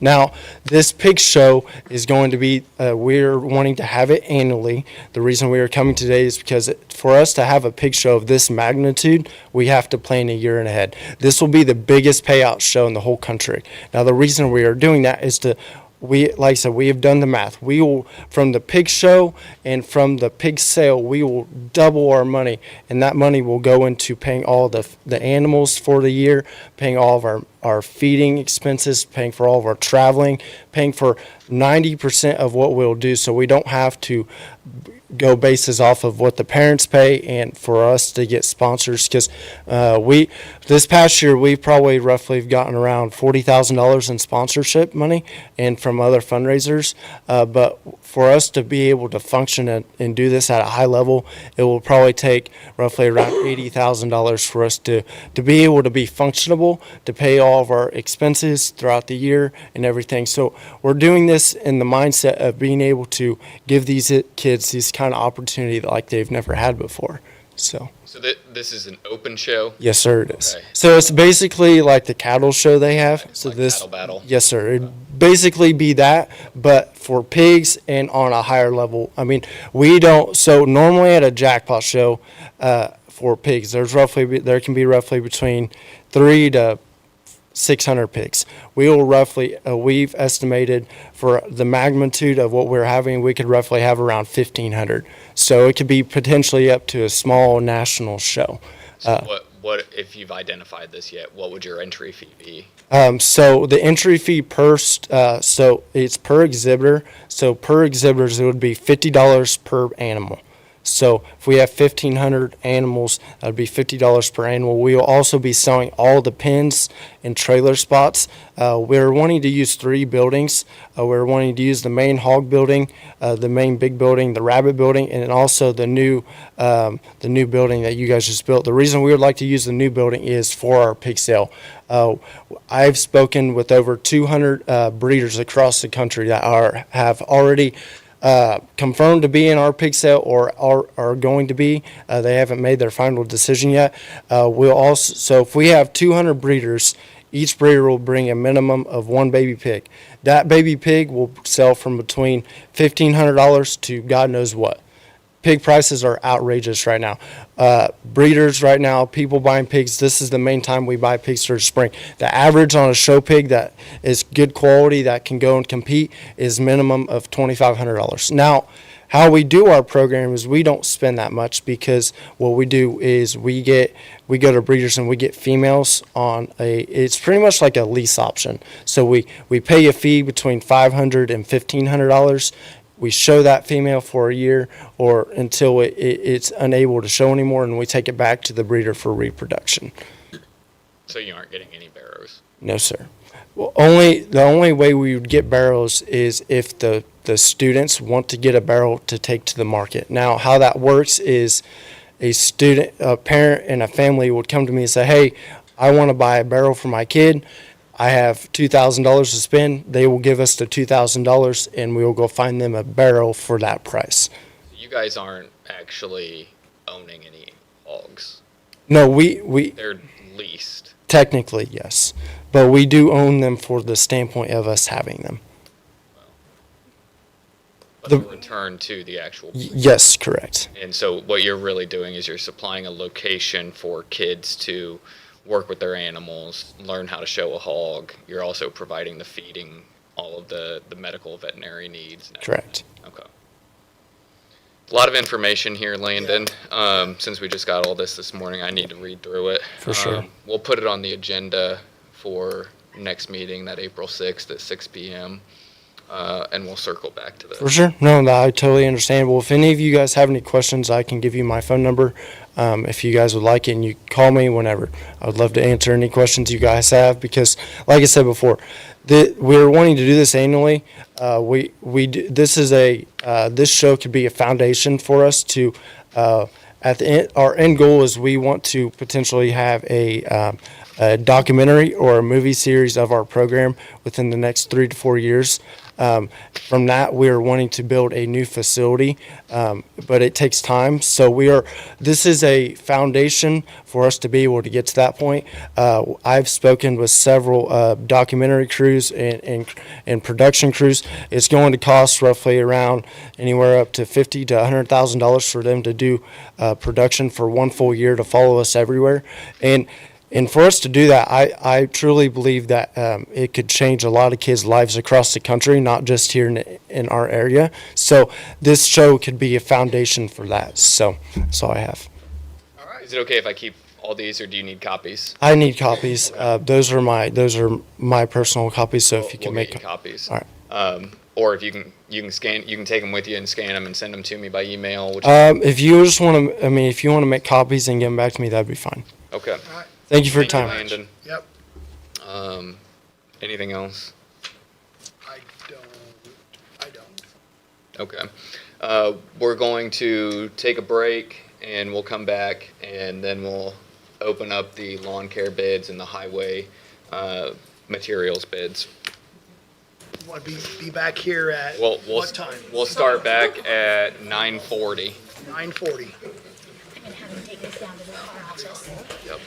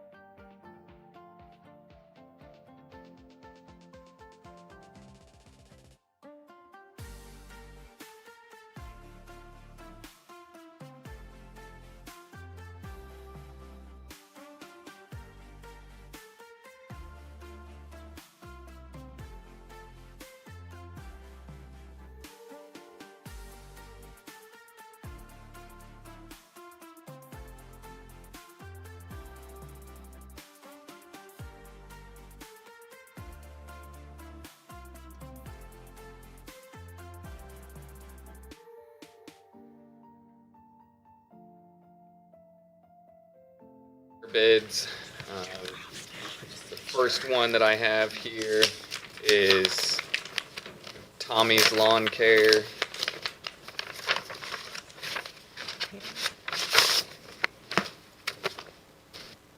All right.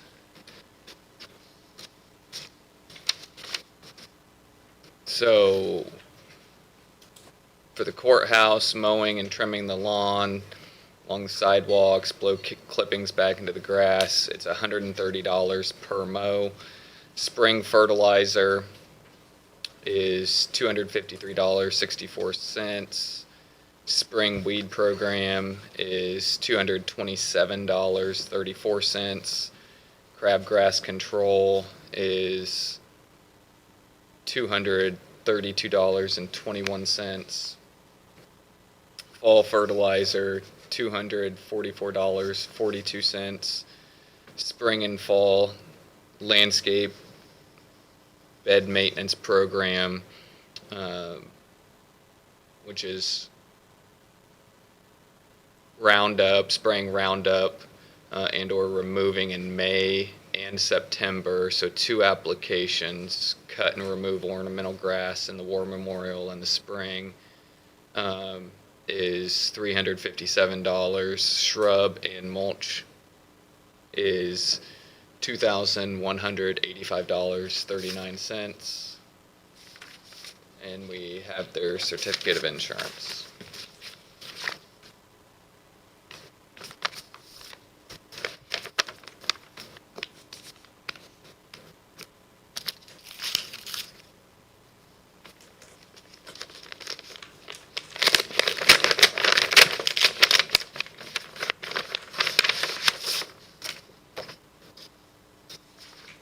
Okay. Up next, Minkedick. Minkadink? Yeah, sorry. Property maintenance. For the mowing, $150 per mow. Spring fertilizer is $200.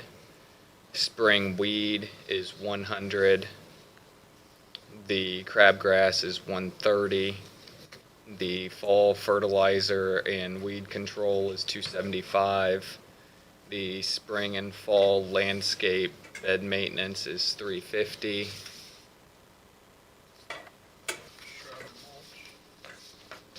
I don't have a number for.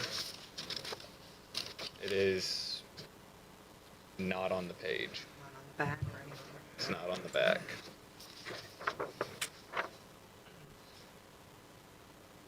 I have certificate of insurance, but I don't have shrub and mulch. I don't know if it got cut off when they printed it to submit the bid, but their number is, hold on, there might be another page here. Nope, it's all on the same thicker paper. Yeah. I don't have a shrub and mulch price.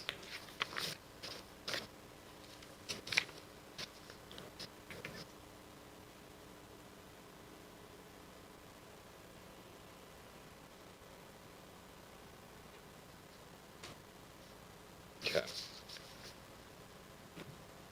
Make a decision on that next meeting. That sounds good. I thought you had, how many bids did you have prior? I sent out to 10. Did you have people reach out to There, you? there were folks that have been reaching out, yeah. Okay, all right. I felt like there would be more than that. I we were told last year that some help like property. Okay.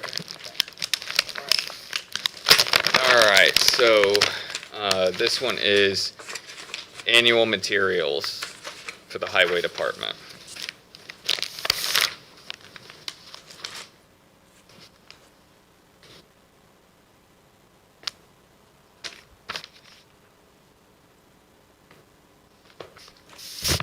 So, looks like this first one here, New Point Stone. I don't know if all of these are, would some of these include, like, Stone, re-asphalt, board, pipe, all that mulch is in there. our usual with the stone is that we accept all stone bids. Okay. And that would be your preference is to accept all stone bids? So that if I have any other stone bids, we just accept all of them? Okay. So, Chad, I don't have to read through all those if we're going to accept all of them, is that right? We're accepting all stone, yeah. Okay, all right. So New Point Stone has a stone bid. We'll accept that and any other stone bids that come in. I like it. So this one is from Asphalt Materials. I'm guessing that's not stone, but you know, that's just a guess.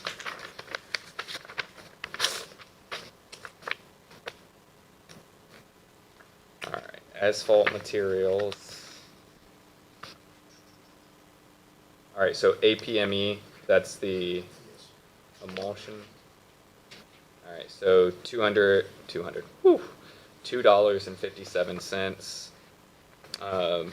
Surcharge orders less than 3,000 gallon, not to exceed $450.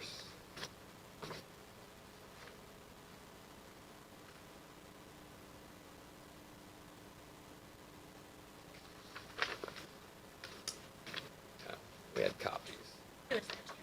That is Asphalt Materials, Inc. And that APME is emulsion? Yes, it's emulsion for our Durapatcher, Okay, our patching oil. yep, all right, So $2.57 got it. per gallon. Put that in that pile. Rush County Stone.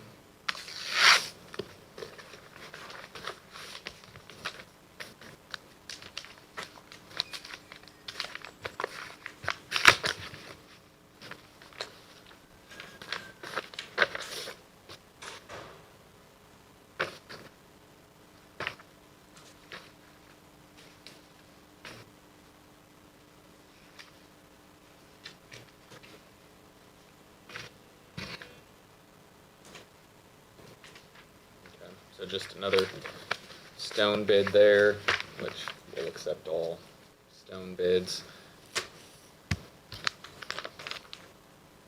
And is the reason for that just because sometimes we need so much that you need the ability to travel? That, sometimes I run out of material and everything, depends on which sometimes closest. Okay. Up next, we have Dave O'Mara out of North Vernon.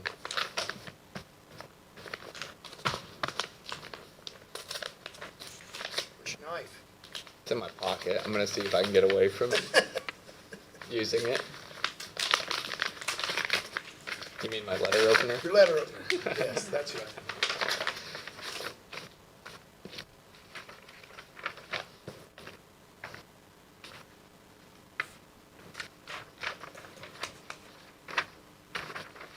Okay.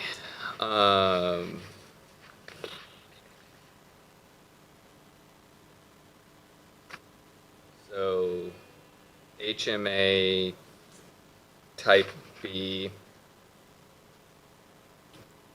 9.5 millimeters is $75 per ton. For 12.5 millimeter is $74 per ton.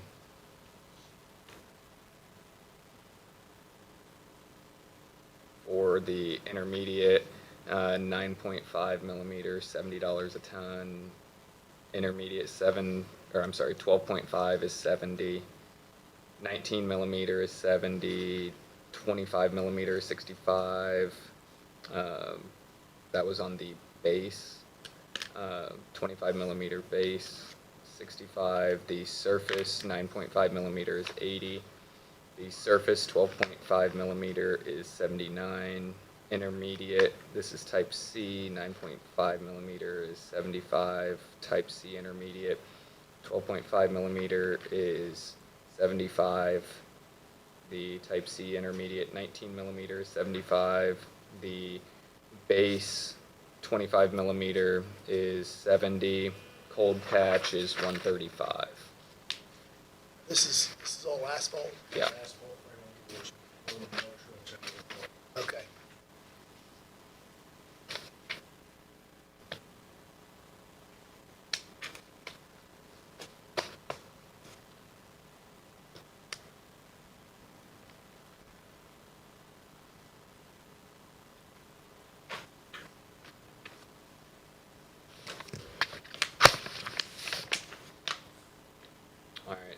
next one is from Hot Mix Incorporated out of Sunman.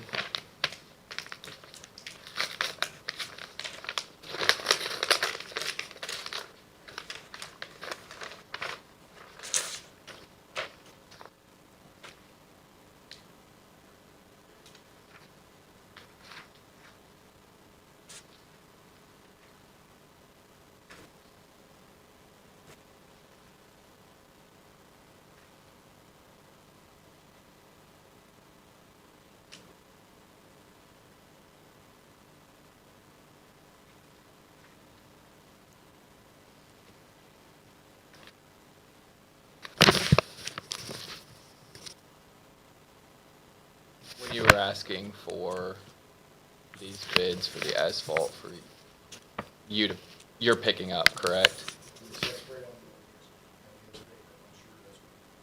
Okay. You didn't ask for a delivered price or anything, or did you ask for? You did ask for a, okay. We did not. On the O'Mara bid, it was not quoted for a delivered price. All right, back to Hot Mix Incorporated. Type A surface, 9.5 millimeter is 73. Surface 12.5 millimeter, 73. Intermediate, type A 9.5 is 71.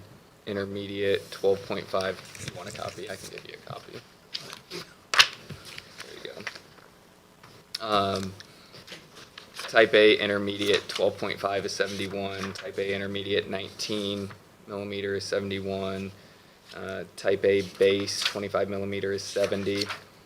Type B surface 9.5 is 73. Type B surface 12.5 is 73. Type B intermediate 9.5 is 71. Type B intermediate 12.5 is 71. Type B intermediate 19 millimeter is 71. Type B base 25 millimeter is 70. Type C surface 9.5 is $76. Type C surface 12.5 millimeters is 76.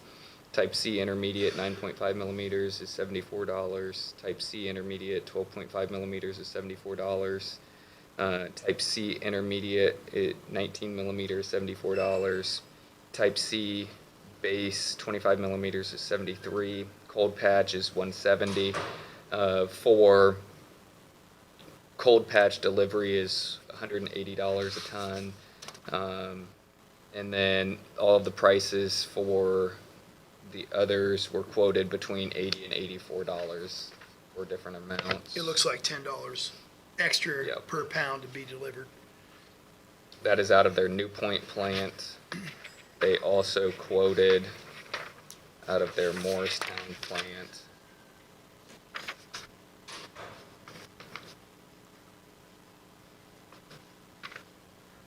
Price looks the same. It does. Yep.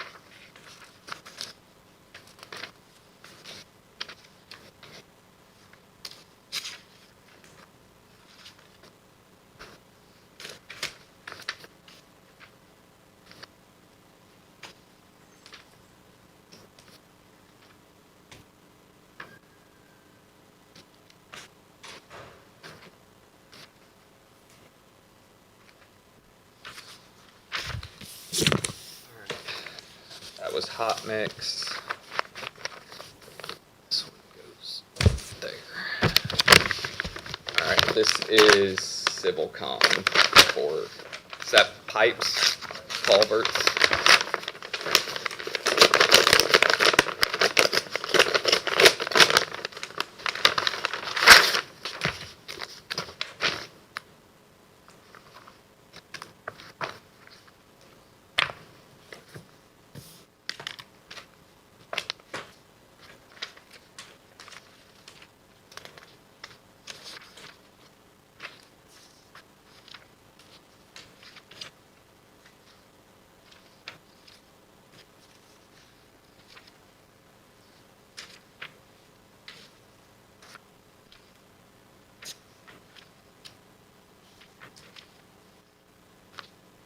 So polyethylene pipe and fittings. 4-inch is $1.44 per linear foot. 6-inch is $2.49. 8-inch is $3.75. 10-inch is $5.31. There was no price quoted for the standard fittings. For 12-inch, it's $6.76. Standard fitting of $12.73. 15-inch is $9.51 with the fitting being $18.23. The 18-inch is $14.08. Standard fitting is $23.09. The 24-inch is $21.39 with standard fitting of $37.29. 30-inch is $32.58 with a standard fitting of $98.10. The 36-inch is $40.54 with a standard fitting of $223.19. The 42-inch is $54.39 with a standard fitting of $290. The 48-inch is $73.01 with a standard fitting of $312.25. The 60-inch is $117.46 with a standard fitting of $568.65. You can't read all the rest of these. You'll be here till next year. All right. It's full of numbers. There's a whole lot of different pipes and culverts there. A lot of different pipes, culverts. All right. Up next, we have E3 Bridge. E3 Bridge? E3 Bridge.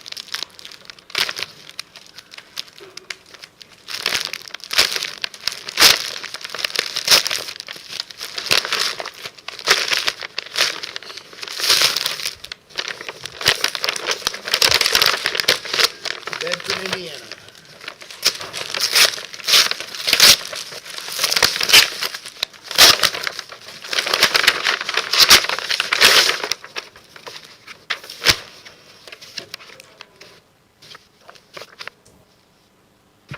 All right, so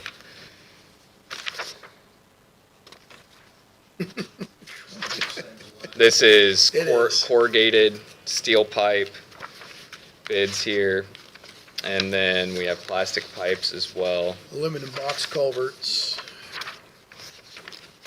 As far as Precast structures. as far as these, Tim, do you want to accept all? Okay. Except all on the culvert pipe. We'll make a motion as far as the stone and the culverts and pipes. Okay. And then we'll. Okay. Yep. But that'll be done next meeting. All right. So we just need to make sure everything's in there. Right, all the packets are complete. Yep. Gotcha. Okay. So now I have annual HMA overlay and wedging. You want to put those But I've got them so organized in You my got it. little. I was gonna say. They are in their categories. All right.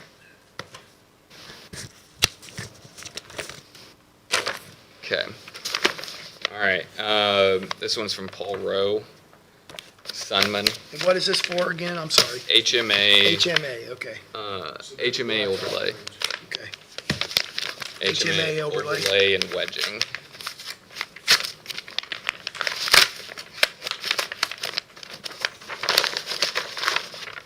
This is Rowe. Yep.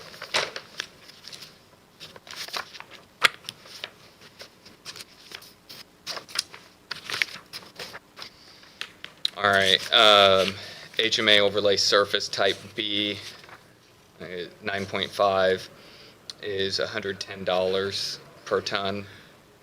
Wedging type B, 9.5 millimeters, $120 a ton.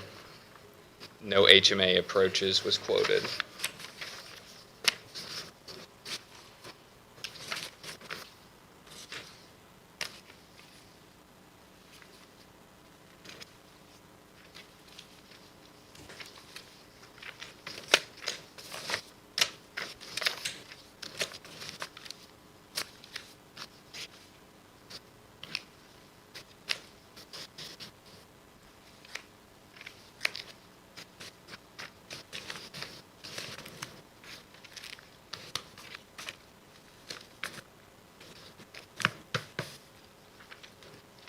When did this Iranian government affidavit?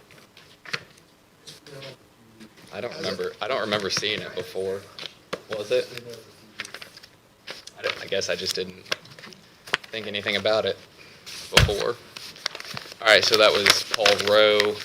This is Globe Asphalt, again, for the HMA overlay and wedge.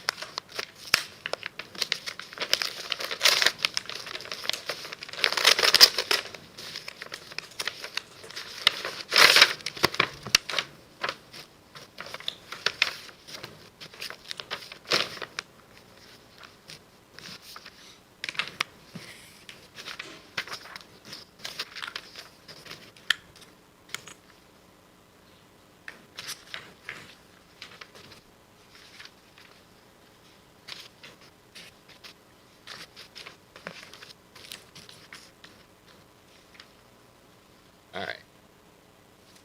For surface type B, 9.5 millimeters is $106.75 per ton.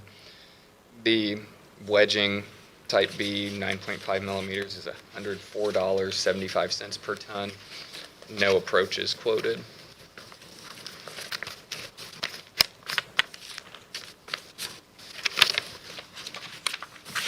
Nope, you're good, man. I've got a very... Just doing a comparison. Yep, you're good. All right, and this one is Dave O'Mara.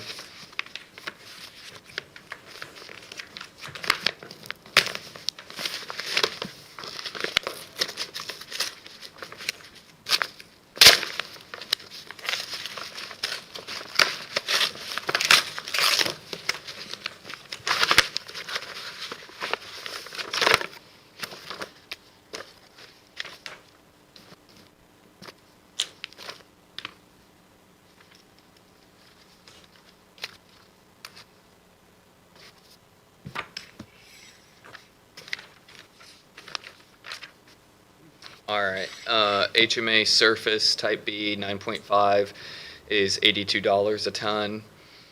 The wedging type B 9.5 millimeter is $92 a ton. HMA approach was not quoted.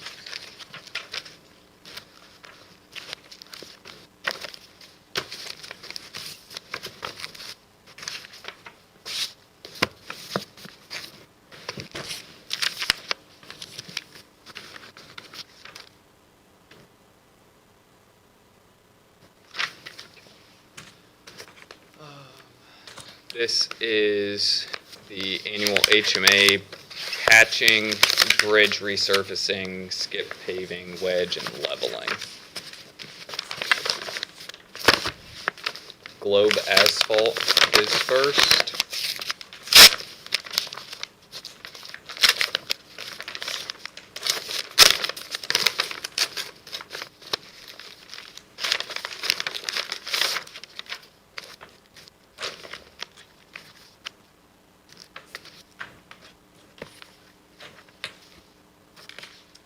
HMA skip paving, 9.5 millimeters, $125 a ton. Skip wedge and level, $125 a ton. Bridge deck resurfacing, $125 a ton. Partial depth HMA patching is $150 a ton. Full depth HMA patching is $165 a ton. Cold planing is $80 a square yard.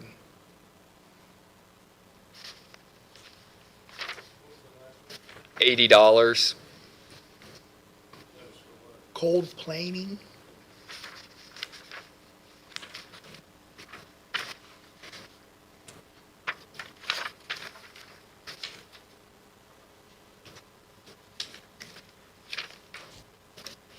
All right, that was Globe Asphalt.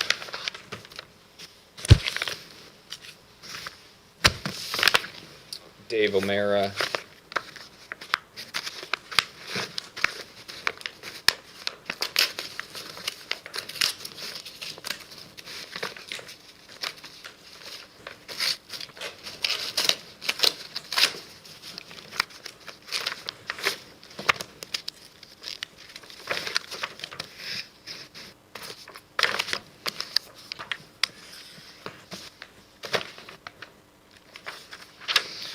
All right, skip paving surface is $125 a ton.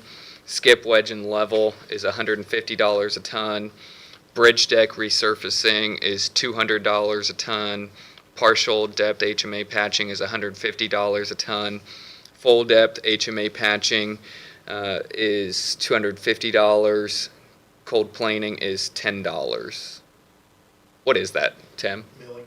Oh, okay. I got you.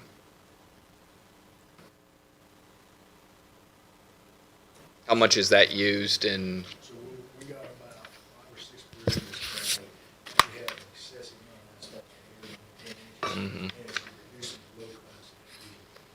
We're going to mill all that off to reduce the weight limit and repay. As soon as we bid that item. Gotcha.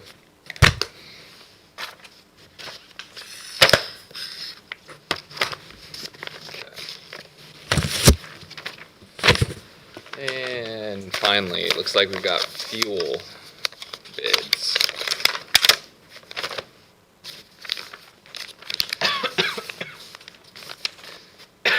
Excuse me.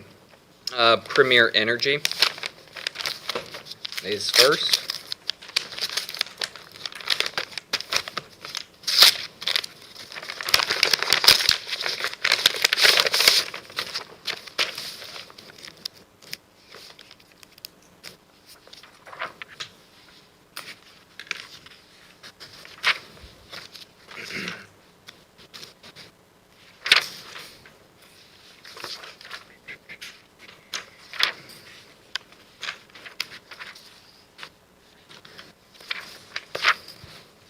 All right.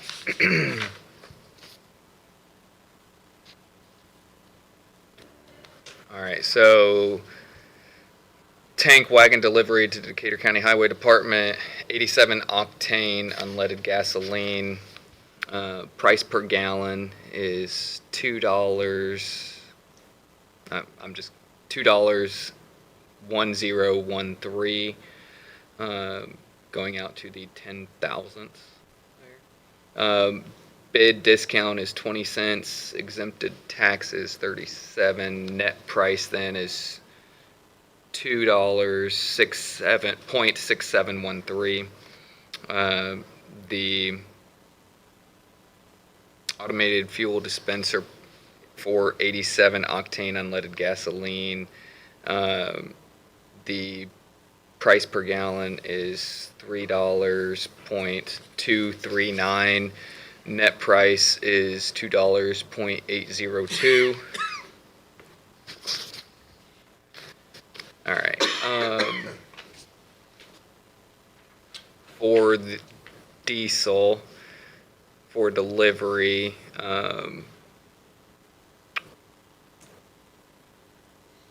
we have $4.61 for the price per gallon, $4.6118 on the dyed or undyed Country Mark K1, and then the net price per gallon is $4.8218. For the summer off-road, $3.3377. Net price is $3.5377. Summer on-road is $3.3347. Net price is $4.1547. For winter dyed is $3.3577. Same price, I'm sorry, $3.5577 for the net price. For the winter with winter additive in it on road is $3.3547. Net price is $4.1747. Summer off road is $3.3827. For net price is $3.5827. For summer on road with the premium is the $3.3797 with a net price of $4.1997. For winter off road is $3.4027, and for the net price is $3.6027. For winter on-road premium is $3.39.97, and net price is $4.21.97.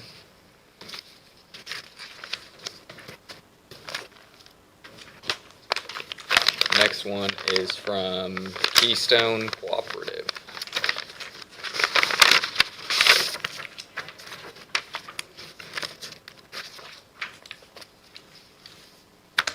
All right. 87 octane plus gasoline, price per gallon is $2.4171. Net price is $2.7871. 87 gasoline is $2.3607. Net price is $2.7307. For diesel number one on road is $4.9840. Net price $5.6040. For off-road, it's $4.9870. For net price, it's $4.9970. For diesel regular 2D on-road is $3.5771. Net price is $4.1971. For number two off-road is $3.5801. Net price is $3.5901. For premium diesel is on-road is $3.6221. Net price is $4.2421. For off-road, it's $3.6251, and net price is $3.6351. For winter blends, it has down here in the quote of adding 2 cents from November to March.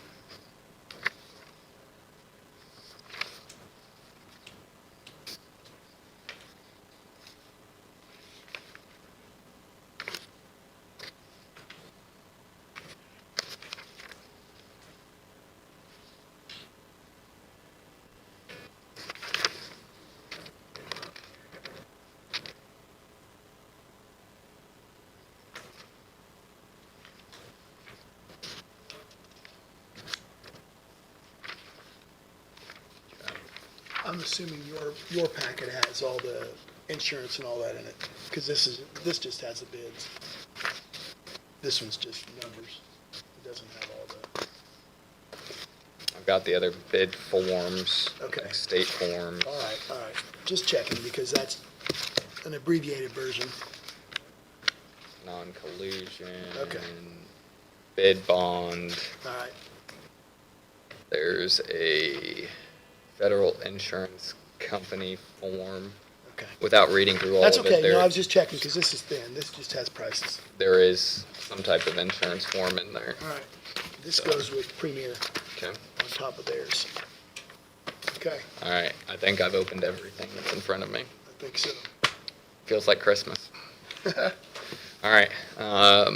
Anything else before we adjourn this meeting? Update. Oh. And, yeah, go ahead. So basically been pothole patching, continue everybody, let us know where they're at. Same way of flooding, we had quite a bit of flooding, quite a bit of water. If there's any washouts or anything, encourage everybody to report it so we know it get taken care of.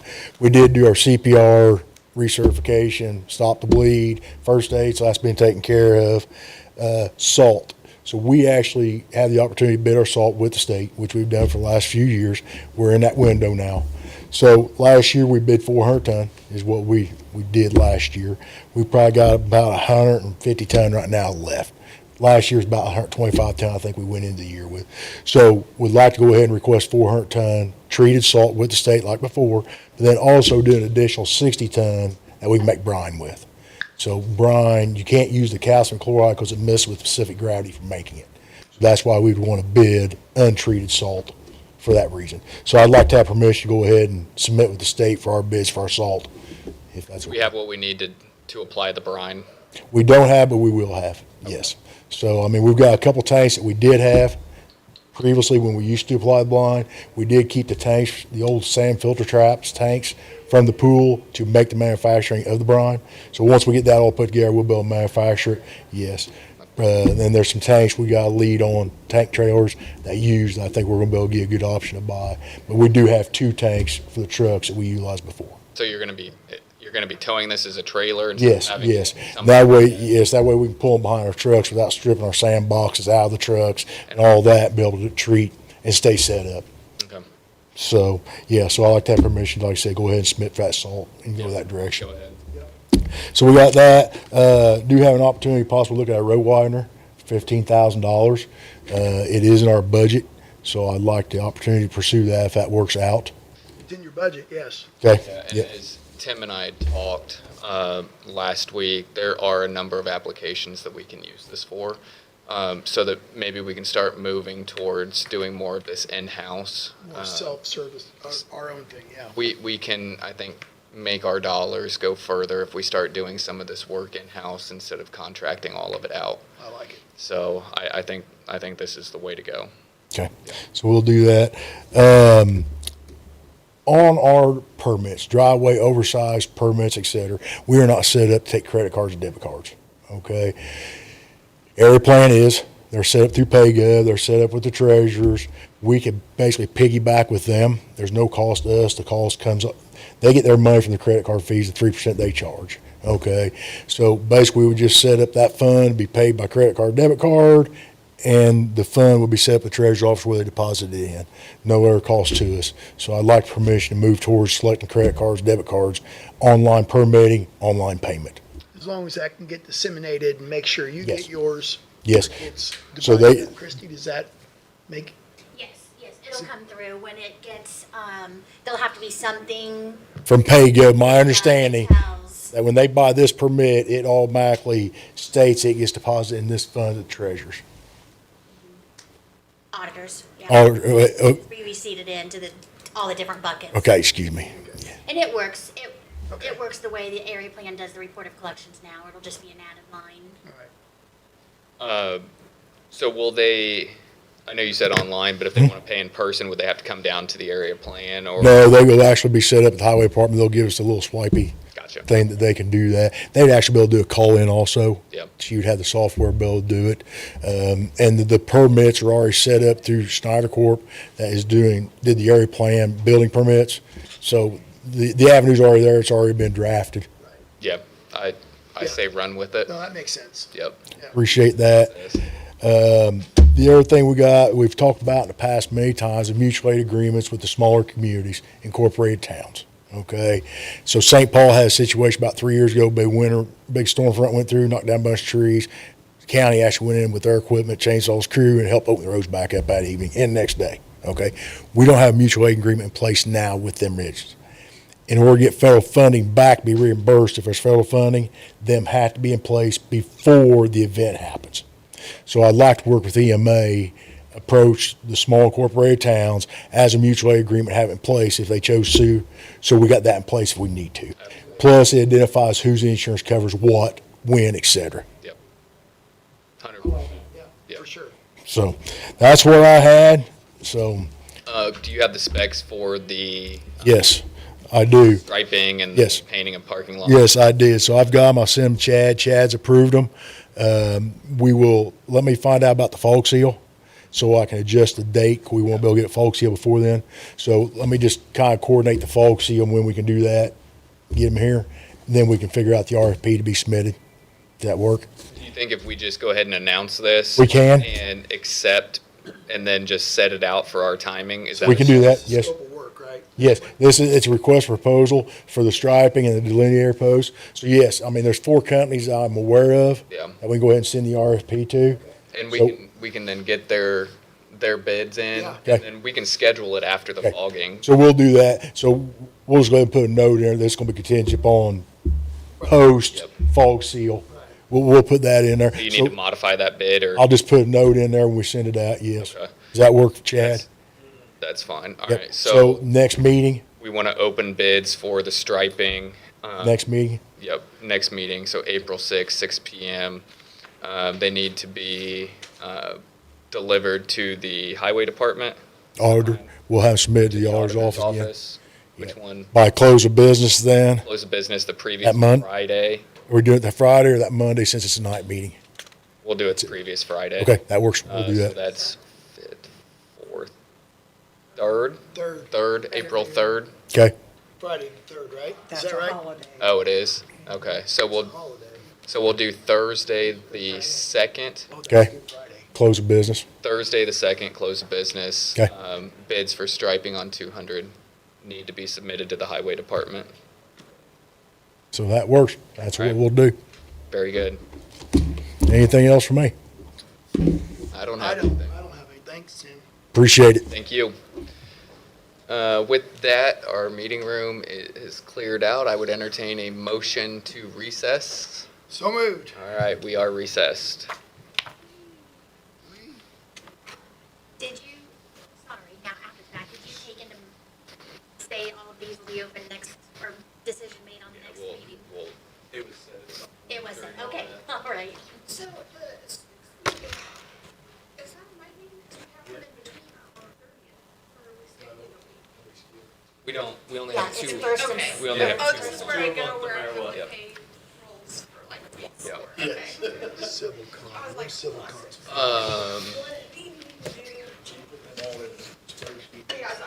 Right here, I'll give it to you later on. So Christie. This is. Right? That's kind of what I did last Yeah, that's Yep. I've got a note, Thursday, Tuesday, Thursday, Saturday. Tuesday, Thursday, Saturday, yes. But they needed Okay. 3 days. 3 days before. So I'm not sure it's gonna make it, is it? Well, no, I'm not worried about it. Oh, I'm worried okay. about me. Okay. I'm worried about my own advertising this year. Because my request for proposals, I can run a different timeline. I can